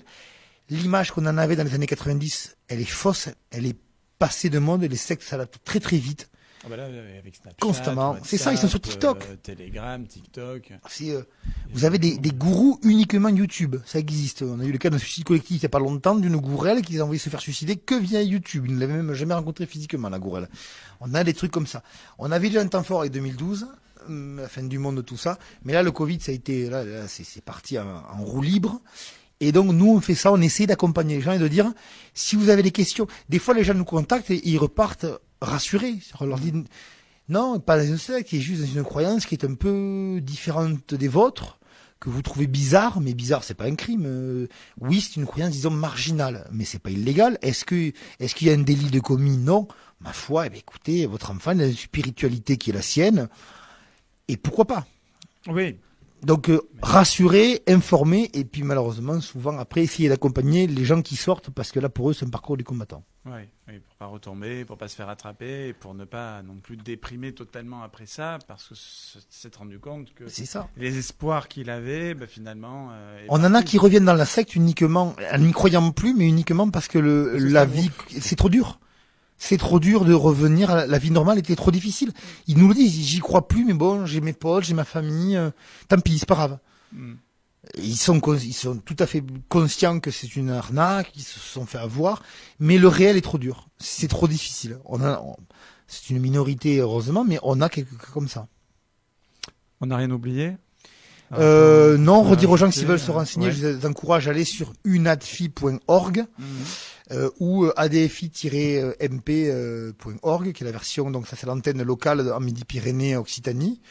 Donc ADFI, c'est les sections locales, et UNADFI, c'est Union nationale, d'où le UN devant. Voilà, se renseigner, puis pas hésiter, juste se renseigner. Des fois vous avez un doute, on a beaucoup de cas de dérive sectaire dans tout ce qui va être psychiatre, psychanalyse, thérapeute, etc. Si vous avez un doute, regardez un peu, mettez un petit coup d'internet ou deux. Et d'une manière générale, dites-vous, quelqu'un qui vous dit j'ai la réponse à un sujet complexe. Quelqu'un m'avait dit en formation, moi au début, si quelqu'un vous dit je peux vous expliquer de manière très simple quelque chose qui nécessite plus de 20 lignes sur Wikipédia, méfiez-vous. Voilà. Méfiez-vous tout simplement. D'une manière générale, nous on nous dit toujours méfiez-vous de ce que vous laissez rentrer dans votre tête. Voilà. Et ça vaut aussi pour tous les coachs business, des tout, choses très étonnantes. On le met dedans, nous on travaille là-dessus beaucoup. On te dit lâchez votre salariat, lancez-vous dans l'entrepreneuriat, je vais vous apprendre à gagner 6 000 euros par mois. On a plein de cas de dérive sectaire, dans le cas des business pyramidaux, etc. On l'inclut dedans, on fait de la formation en entreprise actuellement là-dessus. Moi j'en ai vu faire en soirée qui expliquait vraiment, on m'a demandé d'aller pour voir ce que j'en pensais. Et j'y suis allé.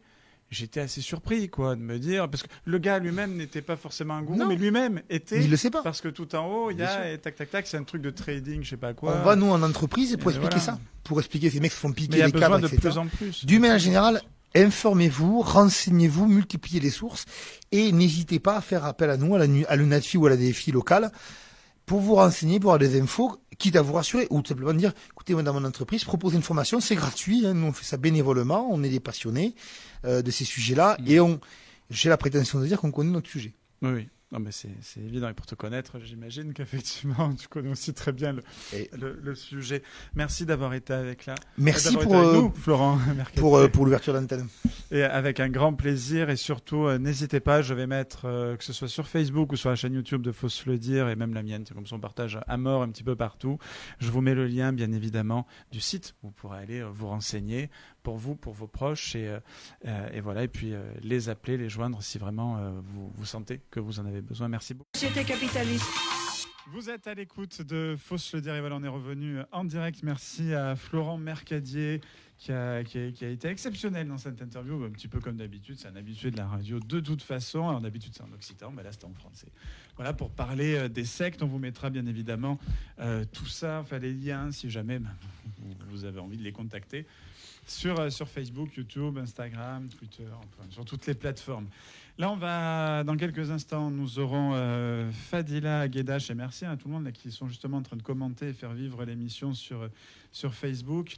Merci à vous, restez là, ce sera d'ici une vingtaine de minutes, grand maximum. Avant, on va revenir un petit peu sur l'actualité. J'ai vu que le Sénat avait envie de mettre fin à l'écriture inclusive, qui est obligatoire dans certains endroits, en plus je crois. Enfin, je sais que dans l'école, je sais plus où. Dans certaines universités, non ? Université, ouais, où tu peux être. C'est devenu obligatoire. Ouais. Alors, qu'est-ce que vous en pensez autour de la table de tout ça ? Je sais que c'est un sujet qui clive. Selon Alors, ce qu'on en vu pense. qu'on est des boomers, puisqu'on est vachement sur Facebook, Philippe, j'aimerais bien avoir la réponse d'une jeune. Oui, mais pas Kakoshim. Boomer peut-être. Ah ben tiens, oui, une jeune, c'est vrai, Camilla. Oublie que je suis jeune aussi. Hein, Ah oui, c'est vrai, oui, Olivier aussi, t'es jeune. Ouais. Ah bon ? Tu veux qu'on commence par qui ? Par Camilla ou par Olivier ? Alors Olivier, t'en penses quoi, toi, de l'écriture inclusive ? J'en pense en tant que non-voyant que c'est compliqué. Enfin, malvoyant. Ouais. Oui, non, pas non-voyant. Non-voyant, oui, bon, l'écriture inclusive, qu'est-ce que vous en pensez ?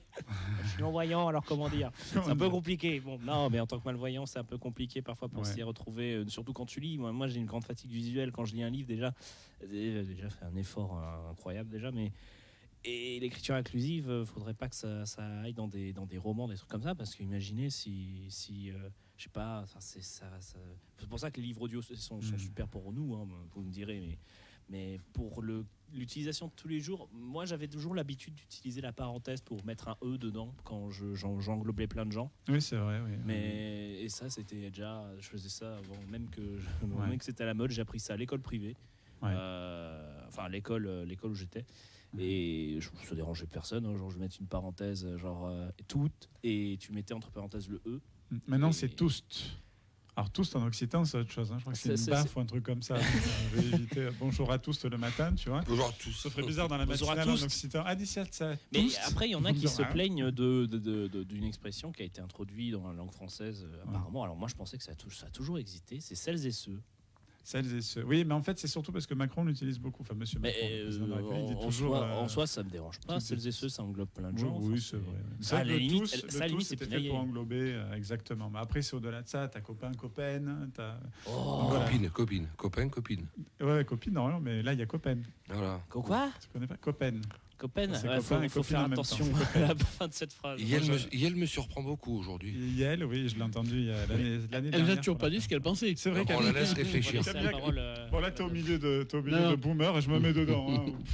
Voilà. Toi, t'es un petit boomer. T'es un adolescent boomer. Un adolescent boomer, ouais. T'en penses quoi, toi, Camélia ? Franchement, je trouve que c'est un faux problème. C'est-à-dire que je trouve que c'est un peu inutile de parler de ce genre de sujet parce qu'il y a des choses beaucoup plus graves que ça. Et en fait, on essaie d'inclure tout le monde, mais en fait, chacun veut se sentir un peu particulier. Parce qu'après, veut se sentir un peu particulier, sauf qu'on inclura, avec l'écriture inclusive, on n'inclura pas tout le monde, ça c'est sûr. Et c'est un peu trouver des solutions pour rien.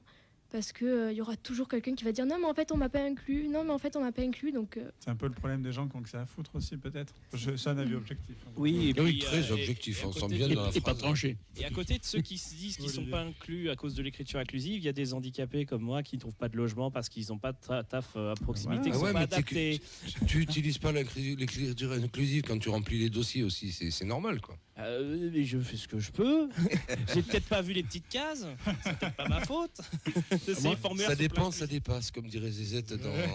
Exactement. Ouais. Moi, ce qui me gêne le plus dans l'écriture inclusive, après tout, pourquoi pas, hein, c'est qu'il faut vraiment bien manier la langue française. Ah ouais, c'est un vrai problème. Et déjà, c'est un problème sans inclusivité. Il y a si jamais vous voulez à bord d'ailleurs. Je ne veux pas trahir qui que ce soit. Moi, j'ai eu la chance de pouvoir côtoyer des premières années de bac première année, plus jeunes, quoi, et à qui on fait des cours. On me demande de faire des cours de technique rédactionnelle, par exemple, ou d'argumentation et écrite, quoi. Et on commence par une dictée, juste pour le plaisir. Un ou une dictée. Et eux. Et c'est pas que tout le monde doive se retrouver dans la fameuse dictée de pivot. Hein. Je fais pas des dictées de ce niveau-là, bien sûr. C'est déjà très surprenant de voir le nombre de fautes qui transparaissent.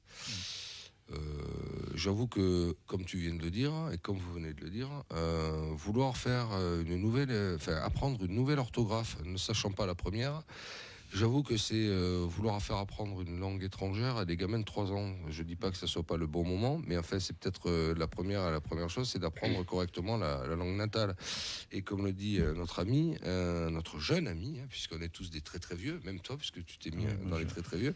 Non mais c'est surprenant, et c'est répondre aussi, vouloir répondre, ça coûte pas grand chose, quoi. Ça fait beaucoup d'esbrouf pour pas grand chose. Et j'ai l'impression que ça divise encore plus les gens. Parce qu'on veut les rassembler, mais finalement, ça divise. Parce que c'est vrai qu'il y a d'autres problèmes un petit peu plus graves. Et voilà, et j'ai l'impression que les gens, surtout, ça les rebute. Moi, je sais que ça m'avait rebuté parce qu'il y a une personne qui voulait que j'écrive en inclusif. Ouais, c'était vraiment, pourquoi tu fais pas l'effort ? Parce que j'ai pas envie. C'est ma liberté. Non, mais après, il n'y a pas que la liberté, il n'y a pas que le pas envie. C'est qu'à un moment donné, il faudrait déjà qu'on sache écrire. Enfin, vous connaissez peut-être le projet Voltaire. Il est imposé de plus en plus, même dans les facs de droit en première année. Le projet Voltaire, c'est usuellement au départ pour les gens qui sont loin de l'emploi et qui reprennent l'emploi et les gens dans les entreprises, parce qu'ils se sont aperçus que quand certains ou certaines envoient des mails, ne serait-ce que des mails, il faut mieux les lire à haute voix parce que sinon on les comprend pas tellement ça pique les yeux. Et on envoie des gens reprendre des cours d'orthographe, de conjugaison et de syntaxe. Et on nous dit, là, cadrage débordement, comme en rugby, hop, on change de règle et on va prendre autre chose. Mais attendez, il faudrait déjà que les gens sachent écrire. Je prends juste un exemple. En droit, c'est une présidente de fac en droit qui a dit qu'il a inclus ce fameux projet Voltaire en disant clairement, première année, ils auront beau avoir toutes les unités de valeur, enfin, tous les modules faits. S'ils n'ont pas le projet Voltaire, ils passent pas. Parce que, juste pour quand même rappeler 2 choses, je ferai avec un S ou sans S, ça a quand même des incidences en droit. Il y a le conditionnel ou le futur. Alors ça a l'air bête de dire ça, mais sachant que beaucoup de monde en bac plus a du mal, quand on sait que 12% des gens, des gamins et des gamines, comme ça j'inclus tout le monde, arrivent au collège sans savoir lire et écrire. Déjà, prenons-leur à écrire une première, l'orthographe française. Je crois même qu'il y en a un, alors ça va faire peut-être bondir, mais ça m'a fait sourire et à la fois j'ai apprécié sa diatribe. Pascal Obispo, là, ce week-end, dans l'émission de ta chère consoeur Alexandre Léa Salamé, a sorti un petit peu... Belle époque, quelle époque, pardon. Et a sorti une diatribe concernant justement l'utilisation de la langue française et qu'il la défendait parce que on n'est plus au temps du vieux François, mais on n'est quand même pas non plus au point de passer au-delà. Et après, oui, peut-être qu'il faut... Il se trouve qu'en français, contrairement au latin et contrairement à l'allemand, il n'y a pas de neutre. Si c'est ça qui pose problème, on peut peut-être poser le truc autrement qu'en voulant faire un truc impossible avec le yel pour faire il et elle, alors que déjà, avec il et elle, ils ne savent pas dire il a mangé, si c'est E accent aigu, ER. Ça, tu dis quoi après, Pierre-Nicolas ? Votre honneur, une objection. Objection. Objection, votre Non, le problème quand même, c'est, et on le sait tous, c'est par exemple quand tu prends... et c'est pour ça quand même ça pose un vrai problème. Et oui, justement, non, si on le sait tous. Je vais prendre un exemple très concret, justement sur le tous. Que les mecs alors ? Non, sur le tous, c'est qu'en fait, le pluriel est souvent masculin. Imaginons X milliers de femmes et avec un homme, on prend le pluriel masculin. Le neutre a été défini ainsi. Bon, non, mais oui, mais peut-être. Ou alors passons plutôt au féminin. Alors il y en a une qui le fait, Tiffany maintenant. Enfin, c'est une fille, une comédienne, qui, alors je ne sais pas si c'est un troll ou si c'est sérieux, mais qui elle a mis tous les mots masculins au féminin. Oui, mais pourquoi pas ? Non, mais déjà, tu vois, les métiers, déjà les transformer. Ou par exemple, on prend un titre maire. On met le maire ou la mère, moi ça me dérange pas. Le ou la députée, le ou la ministre, le ou la médecin. Peut-être que tous les métiers, médecin c'est pas forcément un masculin. Oui. Ça peut être un neutre et le là on qualifie avec le ou la. Déjà peut-être passer à cette étape. Deuxième temps, s'il y a un pluriel, pas forcément utiliser le pluriel masculin, prendre la majorité quand on sait quelle est la majorité de genre qui est présent. Mais parce qu'il faut aussi quand même, et je me permets, moi ce qui me pose problème, c'est que je trouve que cette écriture inclusive ne répond pas, en fait, au problème de l'existence, de la non-existence du genre féminin dans la langue française. C'est ça que je veux dire, et notamment sur les pluriels et d'autres trucs. Donc peut-être qu'il faut passer à une strate intermédiaire, où effectivement, mais même pour justement les gens qui sont malvoyants, ils voient le ou la, terminé, ils savent de quoi ils parlent. Alors plutôt que de savoir le point A, enfin bon, c'est un truc. Et puis moi j'en ai marre de cette société des offusqués. Les gens qui s'offusquent pour un rien, moi ça me gonfle. Oui, mais là, je suis désolé. Tout ce qui se passe d'ailleurs dans le sujet qui va suivre, j'ai envie de dire, il y a des sujets tellement plus graves. Oui, mais ça fait quand même partie des sujets sociétaux. Ouais, c'est vrai. Ouais. Mais je pense aussi que dans la langue, il faut quand même garder un minimum la langue française parce que si on regarde bien, chaque mot a une signification particulière. Donc peut-être changer ces mots-là, changer peut-être en masculin, féminin, des choses comme ça. Est-ce que ça reviendrait pas aussi à effacer un peu l'histoire française ? Parce que peut-être que, par exemple, médecin ou même député, c'est au masculin parce qu'en fait, au début de l'histoire, il y avait que des garçons. Et c'est aussi peut-être passer au féminin, oui, sur ce genre de mots, oui, mais est-ce que trop modifier la langue reviendrait pas aussi à gommer l'histoire Ce que je veux dire, à partir du moment où on détruit des statuts de personnalité historique, est-ce que je pense qu'ils ont du scrupule à féminiser un mot qui représente une majorité de mecs dans un métier Ouais, Pierre-Nicolas, tu disais. Je dis simplement que, c'était une proposition, mais comme ça un petit peu au débeauté. Il suffit de considérer que le titre est neutre et de mettre le ou la. Et on qualifie le genre. Tu vois, c'est ça que je veux dire. Et ça ne change rien. Le sage-femme ou la sage-femme. Oui, tu peux mettre le sage-femme, après tout. Pourquoi pas ? Puisque c'est un nom de... Mais tu vois, c'est un titre. C'est générique. C'est un générique, tout à fait. Et le générique peut être neutre. Voilà. Oui, lis les commentaires. Oui, il y a pas mal de commentaires, justement. Il y a... alors, il faut savoir, en plus, parce que je connais déjà un certain milieu que j'aime, dont je suis, les Occitans, qui vont me dire, ouais, quand même, mais les langues, c'est bien et tout. Oui, mais tu vois, par exemple, Camilla parle occitan aussi. Donc, on est les deux occitanophones autour de la table, en tout cas, le parler tous les jours. Mais voilà, c'est pas le sujet. Moi, là, il y en a qui disent déjà que la langue française est l'une des langues les plus riches et complexes. Rajouter l'écriture inclusive, oui, il y a plus de 20 ans, je crois. Fadela qui marque l'anglais est plus simple à apprendre. D'autres qui marquent pourquoi se compliquer l'existence. Effectivement, donc c'est vrai que oui, c'est un sujet en tout cas au-delà de l'écriture et de la langue. Je crois que, comme elle disait, je crois une envie un petit peu de cancel. J'ai eu un débat avec sur la cancel culture où j'en ai eu marre. J'ai dit stop, on arrête de parler maintenant parce que ça me gonfle. Comment, si je peux me permettre, Alex, comment aurait-il fallu que je le suce ? Oui, comment aurait-il fallu que je le suce ? Exactement. Plutôt. Oui, Philippe, t'allais dire ça. À part fait du subjonctif. Maître Capello, merci. Ça, c'est pour les plus. Je mets 5 francs dans le bouton. Mais Pierre l'a dit tout à l'heure, assez justement, d'abord parce que c'est mon frère, et puis de deux parce qu'il n'avait pas tort. Non, mais il a dit justement, on est dans les débats sociétaux. Aujourd'hui, je vais faire peut-être bondir du monde, et je m'en pas moque, mais presque. les sujets sociaux purs et durs, on n'y arrive pas. Alors il faut bien se trouver des vraies fausses guerres, même pas guerre, mais des fausses batailles qui permettent de parler pendant des lustres pour un truc qui ne coûtera pas grand-chose. Alors c'est justement l'objet qui m'est souvent dit, c'est-à-dire ah oui, mais si c'est pas grand-chose, autant le faire. Ben oui, mais attendez, déjà, reprenons les bases, ce que tu disais Camilla, reprenons les bases. Mais alors, comme on est dans cette cancel culture, la woke culture et compagnie, moi je voudrais demander, c'est pour ça que j'ai demandé son avis d'abord, mais est-ce que vraiment Camilla est une femme ? Rappelez-vous l'émission de Daniel Schneiderman, il s'était fait avoir avec un barbu qui disait moi je ne suis pas un homme. Mais surtout Donc surtout on qu'il en avait est à ce agressé. niveau-là. Moi ce qui m'a énervé c'est qu'il avait agressé. Il dit Oui, qu'est-ce oui. qui vous permet de dire que je suis un homme ? Mais laisse dire Camilla qui va peut-être me dire mais qu'est-ce qui vous permet de dire que je ne suis pas une femme ? Non mais je suis pas une femme, je suis un homme. Alors, je ne sais pas. Voilà, je me rends. Non, mais on en est quand même à ce niveau Moi, je suis de. une tortilla et si vous n'êtes pas d'accord avec ça, vous êtes facho. Voilà, ben. Mais je pense qu'en Fais fait, gaffe parce que j'ai faim. en fait, je pense qu'il faut surtout une tolérance, tout Ouais, simplement. bien sûr. Mais la tolérance, il faut bien qu'ils fassent semblant d'exister, de faire des combats qui n'en sont pas, juste parce qu'ils ne sont pas capables de mener, c'est ce que tu disais Alexandre, des vrais combats à leur terme, mais plus pour arriver à faire semblant. Je vais dire un mot qui me fait qui m'a fait bondir, je suis quasiment... On a accusé certaines personnes de transphobie, parce qu'ils osaient mettre en doute... Bon, pour les vrais transphobes, il n'y a aucun problème. Mais à peine mettons-nous en doute le fait que c'est peut-être pas le truc le plus important du monde. Ça, entre autres en France, ça c'est 0,0001% de la population.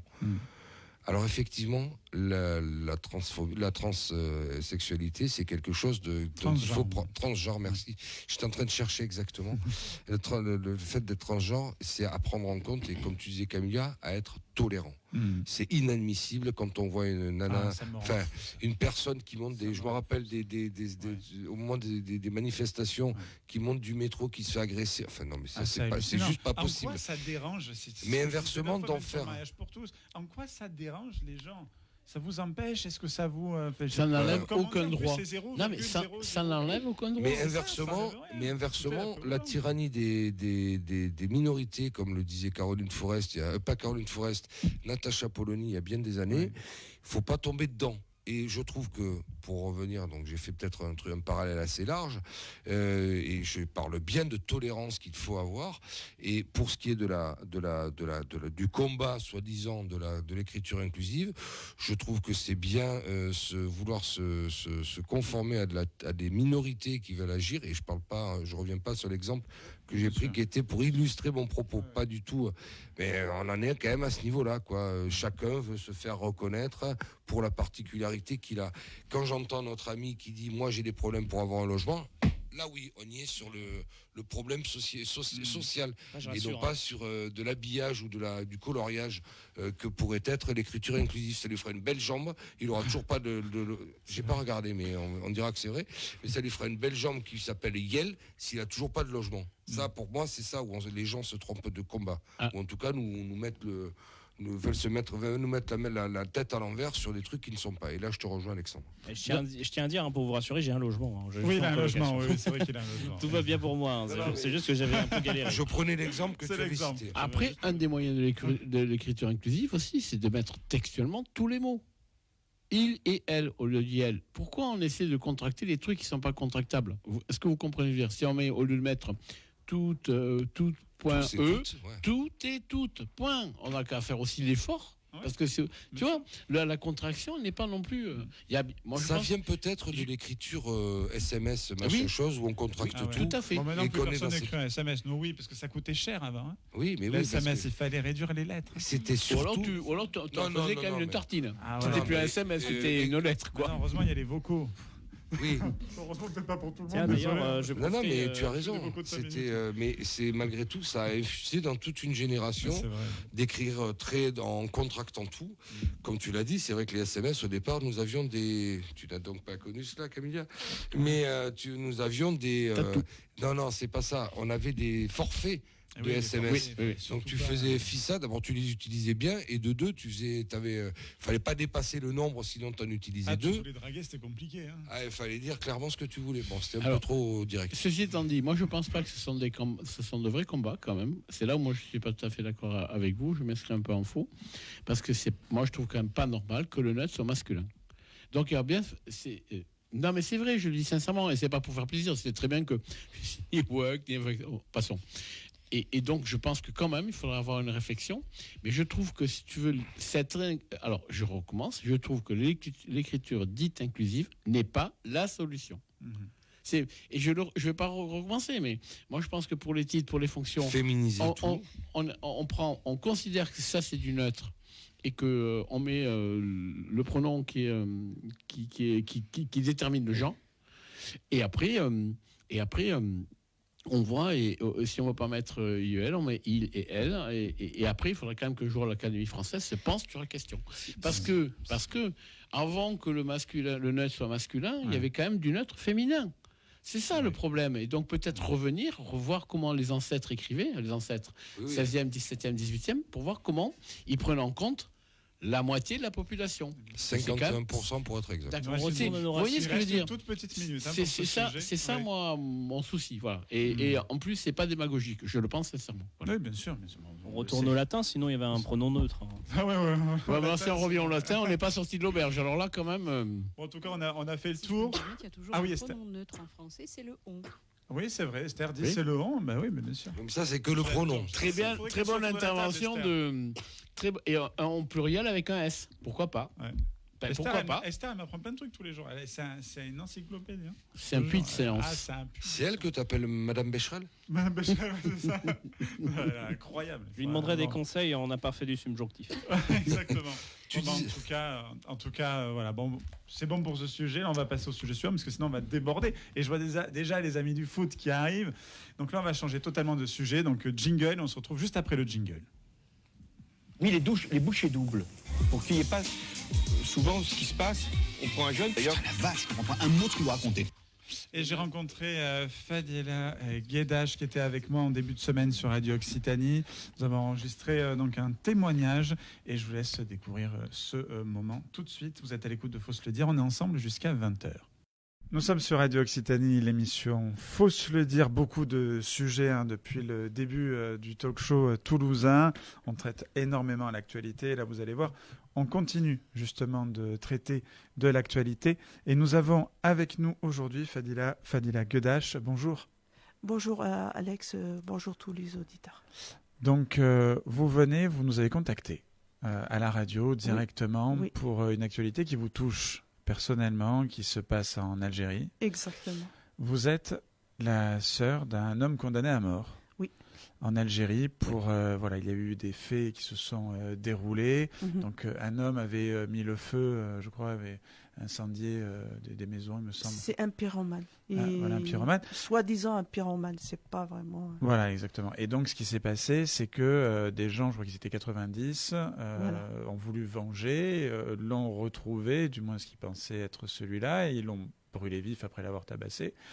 Et il est mort de ses blessures, bien évidemment. Et votre frère fait partie des gens qui ont été accusés sur cette affaire et donc condamnés à mort. Et vous nous dites qu'il est innocent dans cette affaire. Oui. Alors comment pouvez-vous nous raconter justement cette histoire? J'avoue que quand vous en avez parlé, j'ai été touché parce que je moi-même un frère, une famille. Et donc j'ai voulu vous recevoir dans Faut se le dire, Fadila, pour justement en parler et donner votre vision de cette affaire. Merci beaucoup Alex de m'avoir donné cette occasion pour en parler. Parce que si vous voulez, on manque de liberté d'expression. Donc j'ai cette chance, je vais la saisir grâce à vous, pardon. On peut se tutoyer. D'accord, ok, c'est plus simple. Excusez-moi, je suis un petit peu perturbée parce que ça fait une semaine de procès qu'on a subi, un procès que je trouve injuste. Et j'ai dû prendre congé maladie pour que je puisse, si vous voulez, me concentrer sur ce sujet qui se déroule malheureusement au Bled, donc en Algérie. Et donc, j'ai pas pu y aller. Je pourrais pas y aller. Donc, je commence par le commencement. En fait, les faits, ils ont commencé en mois d'août 2021. 2021, mois d'août, la Kabylie à feu. Toute la Kabylie. Pour vous situer un peu, la Kabylie, c'est une région à l'est d'Alger. C'est une région qui tient vraiment à ses traditions. On tient vraiment à notre langue. Je vous résume tous, un Kabyle, c'est un laïc qui a sa propre langue, sa propre culture, méditerranéen, humain, voilà, tout court. Donc je vous disais que les faits se déroulaient en Kabylie, notamment dans ma région. Il y a eu des feux, on ne sait pas, des départs des feux un peu partout, des départs énormes. Vous ne pouvez pas imaginer, moi j'étais au boulot ici, je suivais la progression des feux sur Google Earth. C'était horrible. Là je vous parle, j'ai la chair de poule, parce que quand vous voyez votre terre brûler, et vous êtes là, vous êtes incapable de faire quelque chose. Excusez-moi Alex, je parle avec les émotions, je ne peux pas séparer mes émotions de ce qui m'arrive là. Donc vous êtes là, vous imaginez, s'il y a juste un feu ici à Toulouse, je m'inquiète pour les gens qui sont dans les meubles ou quelque chose comme ça. Bien sûr. Or que la question se déroule chez moi, dans ma ville natale notamment, comme par hasard. Il y a des faits que je ne peux pas vous expliquer jusqu'au jour. Il y a beaucoup de flou là-dessus. Il y a beaucoup de zones d'ombre parce qu'il y a plusieurs départs de feu en Kabylie. Notamment ma région qui s'appelle Larvan et Thirathen. C'est l'ancienne fort national à l'époque des Français. Donc ma ville natale est entourée par les feux. C'est incroyable. Ma ville, c'est comme on va dire une citadelle, parce que on est situé à 1000 mètres d'altitude et entouré de chaque côté il y a du feu. Donc mon village, qui est à 8 km du chef-lieu de ce qu'on appelle chez nous les daïras, chez vous, vous l'appelez des départements, des préfectures, de la sous-préfecture plutôt. Un feu énorme partout. Donc les gens, ils sont, comment vous dire, avec le manque de moyens et tout ça, c'est les gens, c'est les villageois qui essayaient de teindre le feu avec les moyens de bord. Du bord. Alors, donc, le feu partout, malheureusement, ça a engendré beaucoup de victimes. Beaucoup de victimes, des centaines de victimes. Vous imaginez un bébé brûlé vif, un bébé. Et avec le manque de moyens, des jeunes brûlés vifs. Là, dans ma tête, là, j'ai une image d'un jeune qui grimpait tout le long d'un champ et qui demandait de l'aide. Et le pauvre, il est figé là. On dirait... je ne sais pas si vous voyez, Alex, Pompéi. Oui, tout à fait. Oui. Voilà. Pompéi, c'était un volcan, mais là, chez moi, c'était un feu. Et le départ de feu, on ne savait pas d'où est-ce que ça venait. Simultanément, comme ça, de partout. Toute la Kabylie était encerclée, notamment ma ville natale. Je vais un peu accélérer sur les faits, sinon on va rester... Non, mais allez-y, on a le temps. D'accord, merci, Alex. Donc, je vous disais, donc ma ville natale, c'était la plus touchée. Surtout un village qui s'appelle Irlidjen. Le village Irlidjen est brûlé vif. Parce que quand vous êtes encerclé par les feux, vous n'avez pas où aller. Et c'est là qu'il y a eu un bébé de 2 mois qui est mort avec sa famille et tout ça. Il y a plein de familles, malheureusement, qui ont disparu. Et je ne vous dis pas aussi le nombre de brûlés, avec le degré de brûlure et tout ça, qu'il fallait transporter à l'hôpital de la sous-préfecture, et à l'hôpital de la préfecture, et à l'hôpital sur Alger. Voilà, quand on est brûlé, il y a peu de temps, il faut attendre très peu de temps pour pouvoir ensuite arrêter tout ça et les blessures. Exactement. Et donc, mon frère, en question, donc le condamné à mort malheureusement, injustement, était en train d'éteindre le feu à côté de ma maison. Ma maison, elle commençait à brûler. Et donc lui avec ses amis et les villageois, tous les villageois, ils étaient là. Ils sont tous témoins que mon frère était en train d'éteindre les feux. comment voulez-vous, votre maison brûle, vous allez commettre un crime à 8 km? C'est pas possible. Non. Et ce crime-là, qui est totalement flou, au fait, il y a un jeune qui est venu d'un autre département pour aider, qui s'appelle Jamal Ben Smaïl. D'ailleurs, que je regrette beaucoup ce fait, que Dieu ait son âme et que Dieu ait toutes les âmes qui sont parties dans ces feux. Donc, ce jeune-là, ce jeune artiste, il est venu d'un autre département pour aider à atteindre les feux chez nous. Malheureusement, je ne sais pas comment il s'est retrouvé dans un fourgon de police, donc dans le chef-lieu de ma ville natale, c'est-à-dire à 8 km de ma maison. Il s'est retrouvé dans un fourgon de police et qui était tout le long si vous voulez, tout le long du parcours du commissariat jusqu'à la place centrale de la ville qui s'appelle la place à Barandan. Il y a des échos, on a le pyromane, Voilà. Donc comment voulez-vous? Donc il y a une foule qui s'est déchaînée. Il y a des vidéos qui ont été filmées sur le tas, qui montrent des atrocités, qui montrent des choses horribles. Et on voit le jeune qui était dans le fourgon de police. Là, pour vous dire, c'est le flou total. Au lieu de le protéger, malheureusement, voilà. Il s'est passé ce qui s'est passé. Je vous dis, il y a plusieurs versions. Malheureusement, ce jeune, il a été tué. Et les accusés, ils n'étaient même pas sur place. Donc, suite à ça, il y a eu un procès. Il y a un procès juste pour le jeune qui a été tué. Mais il n'y a pas de procès pour le départ des feux, pour savoir qui a tué la petite de 2 mois qui est brûlée vif. Certes, Jabel, c'est une victime aussi, mais les autres aussi, c'est des victimes. Et donc, le procès a commencé par une centaine d'accusés. Tous ces accusés, la majorité, ils sont originaires de ma ville natale. Donc, avant cela, la police a fait des perquisitions, a fait...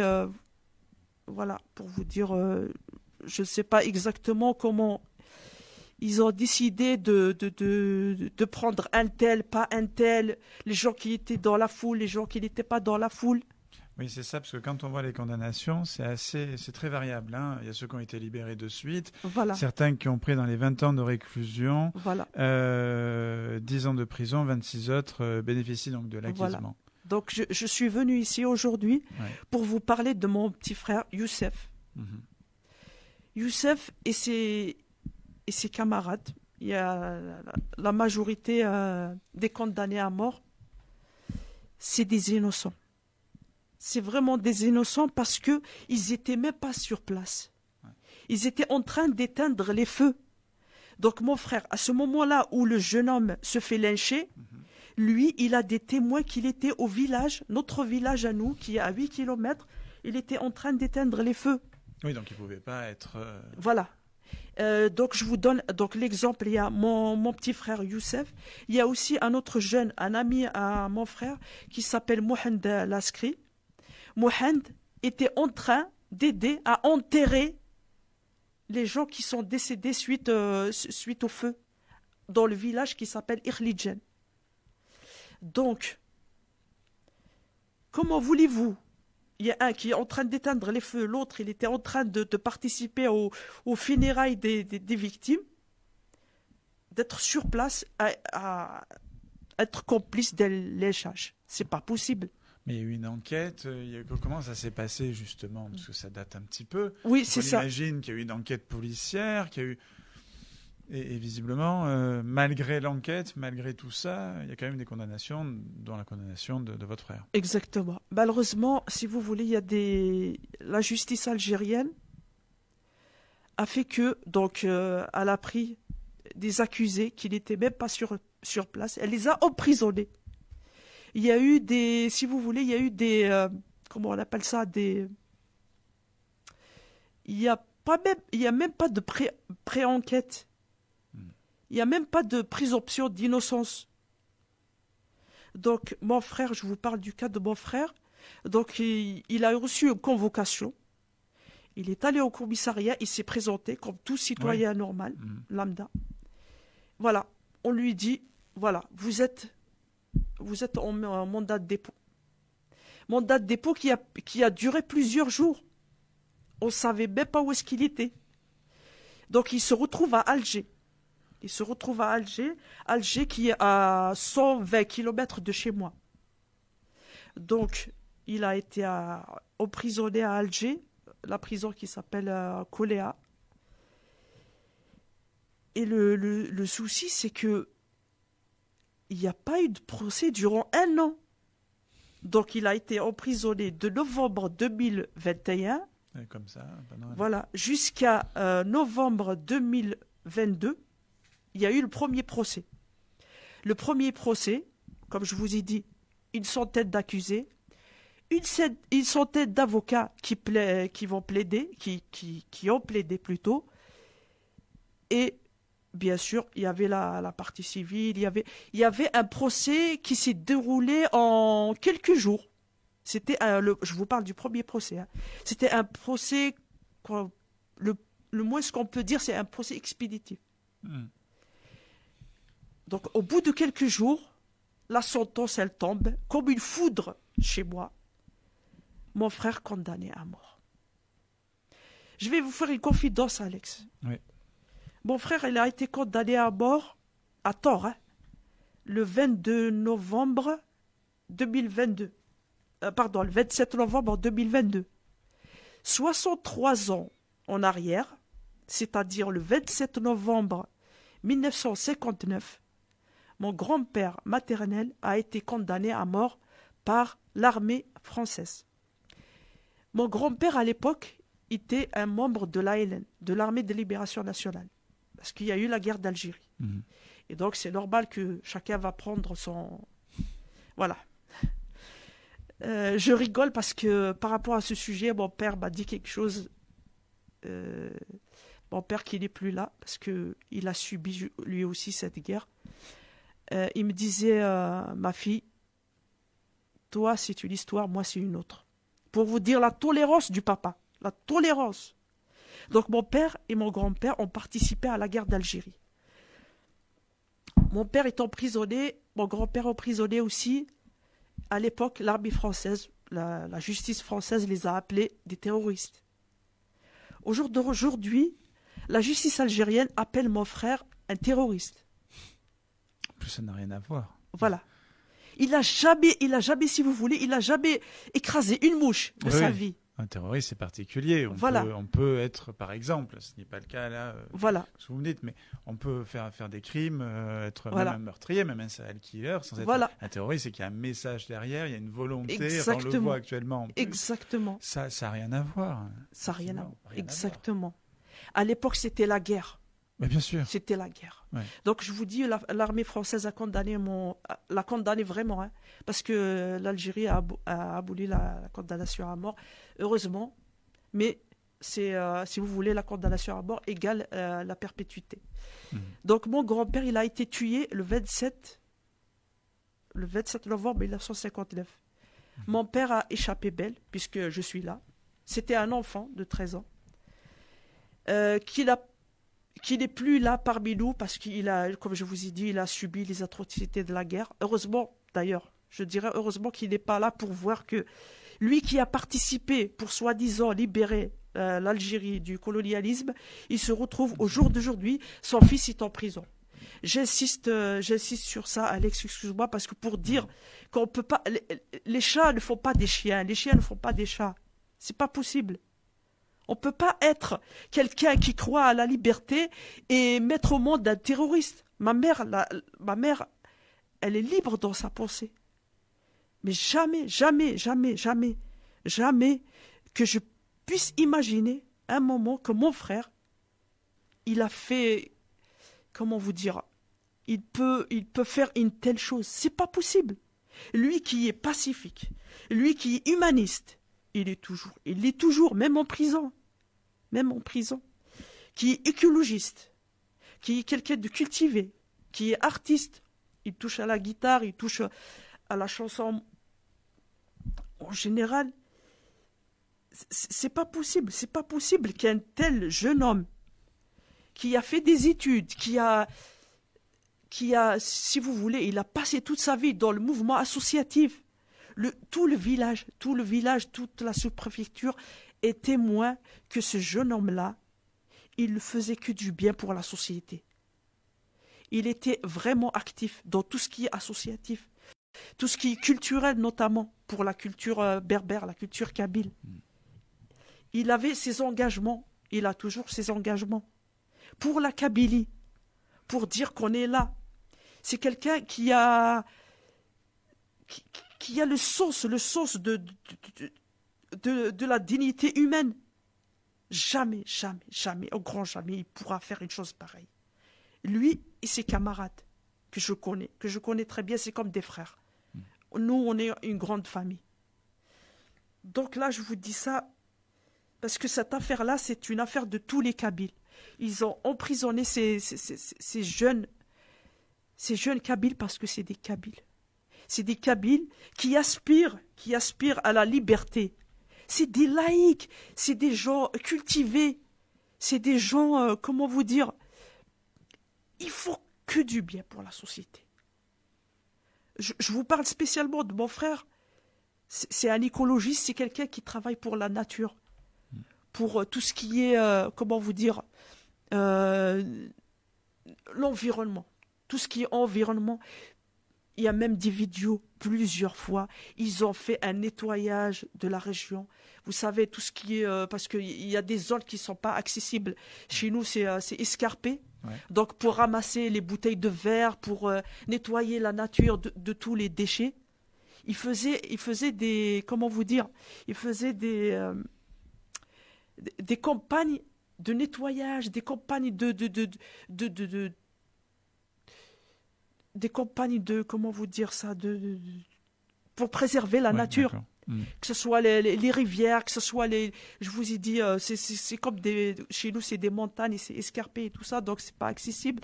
Et du coup, ils font avec les moyens du bord pour sauvegarder ce patrimoine, pour sauvegarder nos forêts, pour sauvegarder. Et là, comment voulez-vous? Quelqu'un qui sauvegarde sa forêt, quelqu'un qui sauvegarde ses arbres, quelqu'un qui plante des arbres, il va mettre le feu à ses arbres. C'est pas possible. Donc, du moment que quelqu'un sauvegarde, je vais vous raconter une autre anecdote. Donc, on a des animaux à la maison. Ma sœur, elle a des chats. Elle adore les chats. Voilà, chacun se...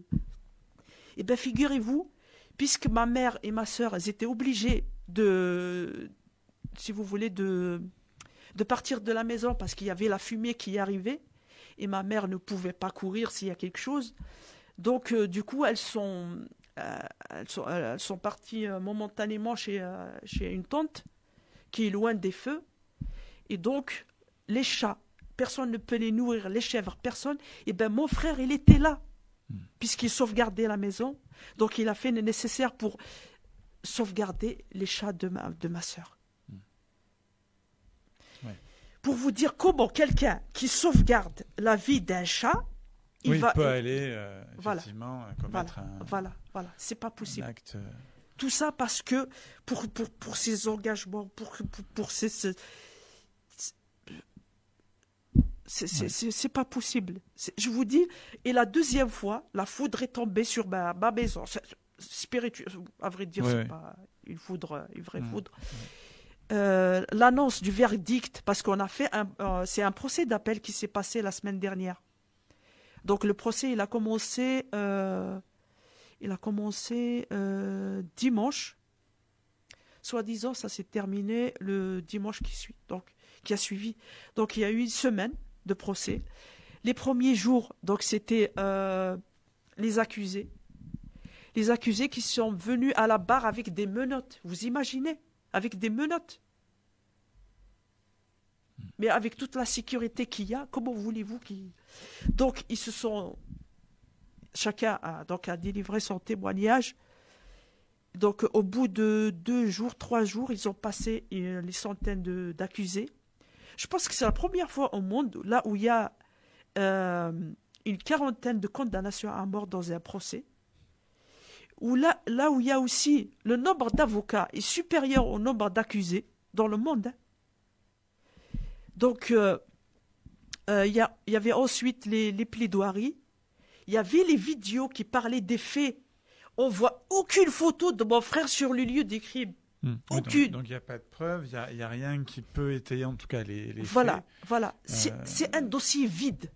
Et l'avocat, il dit quoi dans ces moments-là L'avocat, il a plaidé. Il a plaidé donc, pour mon frère qu'il y a des témoins qui étaient en train d'éteindre les feux et que le dossier est vide. Il n'y a ni photo, ni un témoignage, rien. Parce qu'on voit des vidéos, de la foule. Et on voit pas mon frère dans la foule, c'est pas possible. Ouais. Il y était pas. Il était occupé à éteindre les feux qui sont arrivés à côté de ma maison. Et puis même, il est même pas passé au loin, on le voit de nulle part. Nulle part. Parce que là, au-delà du fait qu'il soit en train d'éteindre le feu, admettons qu'il y soit pas, on le voit même pas. Un minimum sur la vidéo, donc rien ne prouve qu'il était là. En plus, il y a des témoins. Enfin, c'est quand même dingue. Je dis que la justice française, elle marche sur la tête, mais alors algérienne, c'est pire. Imaginez si on mettait les deux ensemble. C'est quand même dingue. Enfin, on en rigole, mais c'est nerveux. C'est très nerveux, mais. Voilà. Et vous, qu'est-ce que vous pouvez faire depuis la France ? Qu'est-ce que la France peut faire ? Est-ce que la France peut agir sur ça, justement ? Ils vont vous dire que c'est rentré dans les affaires internes du pays. On peut rien y faire. Et vous savez, la relation algéro-française, c'est des relations un peu spécifiques. La relation, vous savez, il y a un grand écrivain de chez nous qui s'appelle Mouloud Firaoun. Ouais.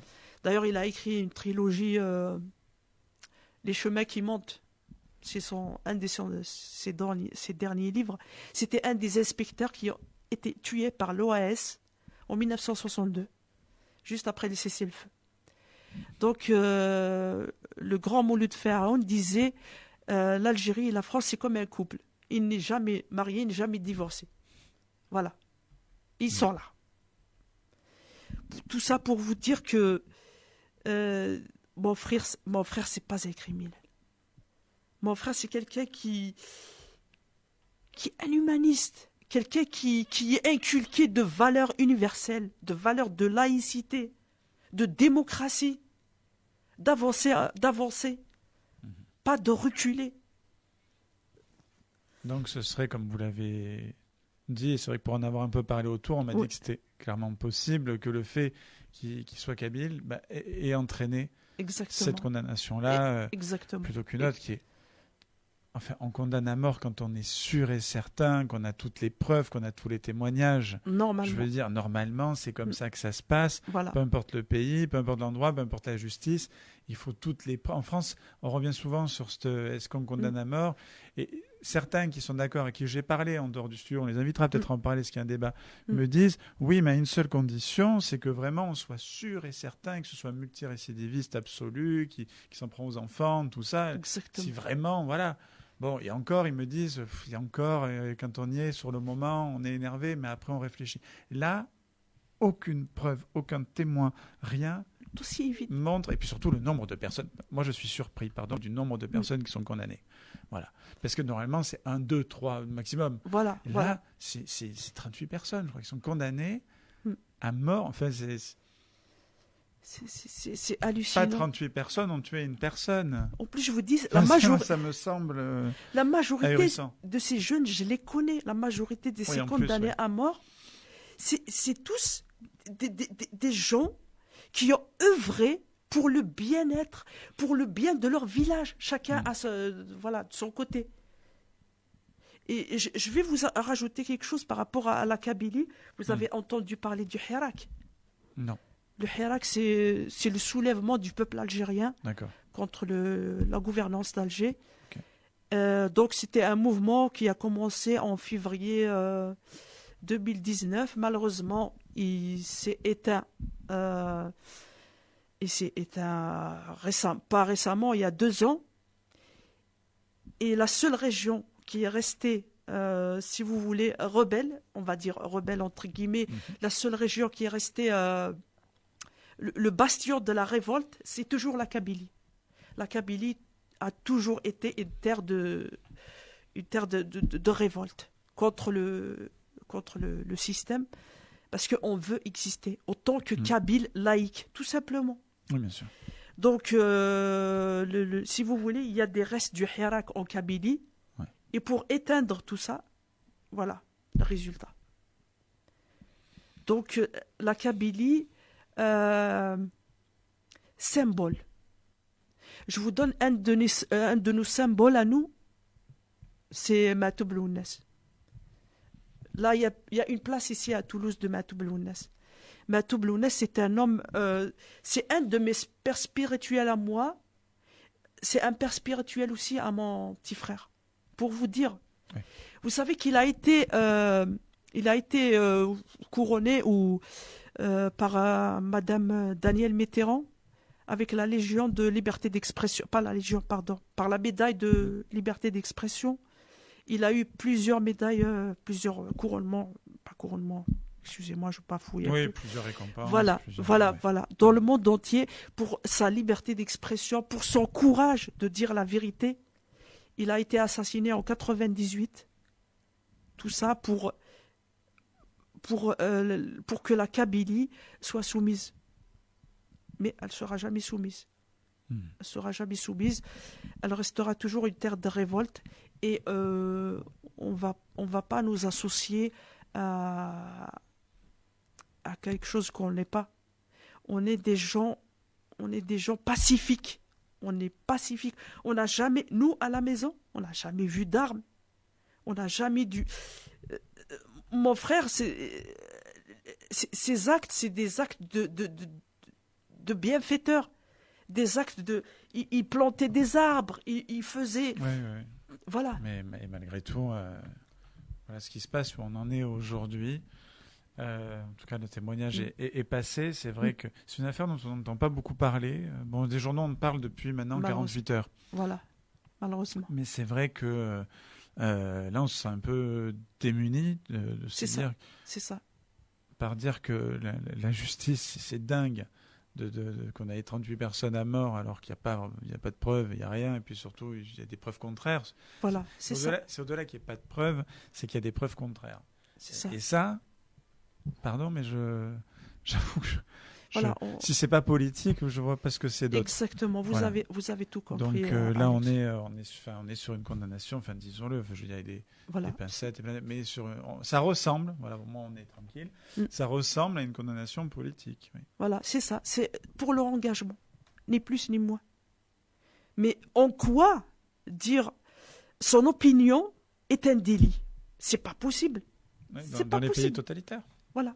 Dans les pays totalitaires où on n'a pas le droit de dire ce qu'on pense, on n'a pas le droit d'émettre un avis un petit peu contraire au pouvoir, on n'a pas le droit d'avoir une culture qui est là depuis la nuit des temps et d'avoir des idées, d'essayer de monter une démocratie, ce genre de choses. Exactement. Voilà, c'est des pays où on comprend pas trop. Enfin si, on laisse faire parce que on a besoin du pétrole, du gaz, de tout ça. Et donc on laisse faire, comme on a laissé faire Vladimir Poutine, comme on laisse faire un petit peu tout le monde. Et c'est vrai que ça devient problématique, on le voit actuellement, mondial. Et ça passe par ce genre de fait-là. Je ne sais que vous dire, hormis le fait que je compatis beaucoup. On passe le message. Merci déjà d'en parler. En enregistrement, mais ça va être diffusé. Pour ceux qui regardent le live, c'est diffusé dans Faut se dire, qui est une émission assez regardée et écoutée sur Radio Occitanie. Mais j'avoue que... Je vous rajoute encore, parce qu'il y a des informations qui reviennent à Alex, parce que, excusez-moi, je suis... Allez-y, c'est comme ça, c'est l'émission, elle est comme ça. Merci, c'est gentil. Je suis un peu perturbée parce que... Normal. Avec la fatigue du procès, en plus la foudre qui est tombée sur ma tête, moi personnellement, je suis ici et ma famille, elle est là-bas. Déjà, l'éloignement, c'est très douloureux. Alors là, d'être... Donc, je vous disais, il y a eu beaucoup d'emprisonnement. C'est pas uniquement dans cette affaire. Il y a eu en tout à peu près 500 Kabyles qui sont maintenant dans les prisons algériennes. tout simplement par la différence des opinions. Oui, parce qu'ils sont kabyles. Voilà. Donc il y a une catégorie malheureusement qui ont fui le pays. Ouais. C'est des exilés politiques. Il y a des gens qui sont, si vous voulez, c'est une catégorie très très délicate. C'est une catégorie qui sont en fuite. C'est pas une vie. C'est pas une vie. C'est pas une vie. Et tout ça, parmi eux, pour vous dire, les gens qui sont en prison, il y a des journalistes. Comment voulez-vous emprisonner un journaliste? C'est ça. C'est pas logique. Un journaliste, il y a des artistes, il y a des écrivains, il y a des gens de la société civile, il y a des politiques, il y a de tout. Oui, la liberté est emprisonnée. Voilà. Il y a de tout. C'est très simple. Il y a de tout. Il y a des femmes aussi. J'oublie pas les femmes. J'oublie pas aussi je pense je pense fortement à Kamira Naïtsid. C'est la présidente du Congrès mondial Amazir. Congrès mondial Amazir.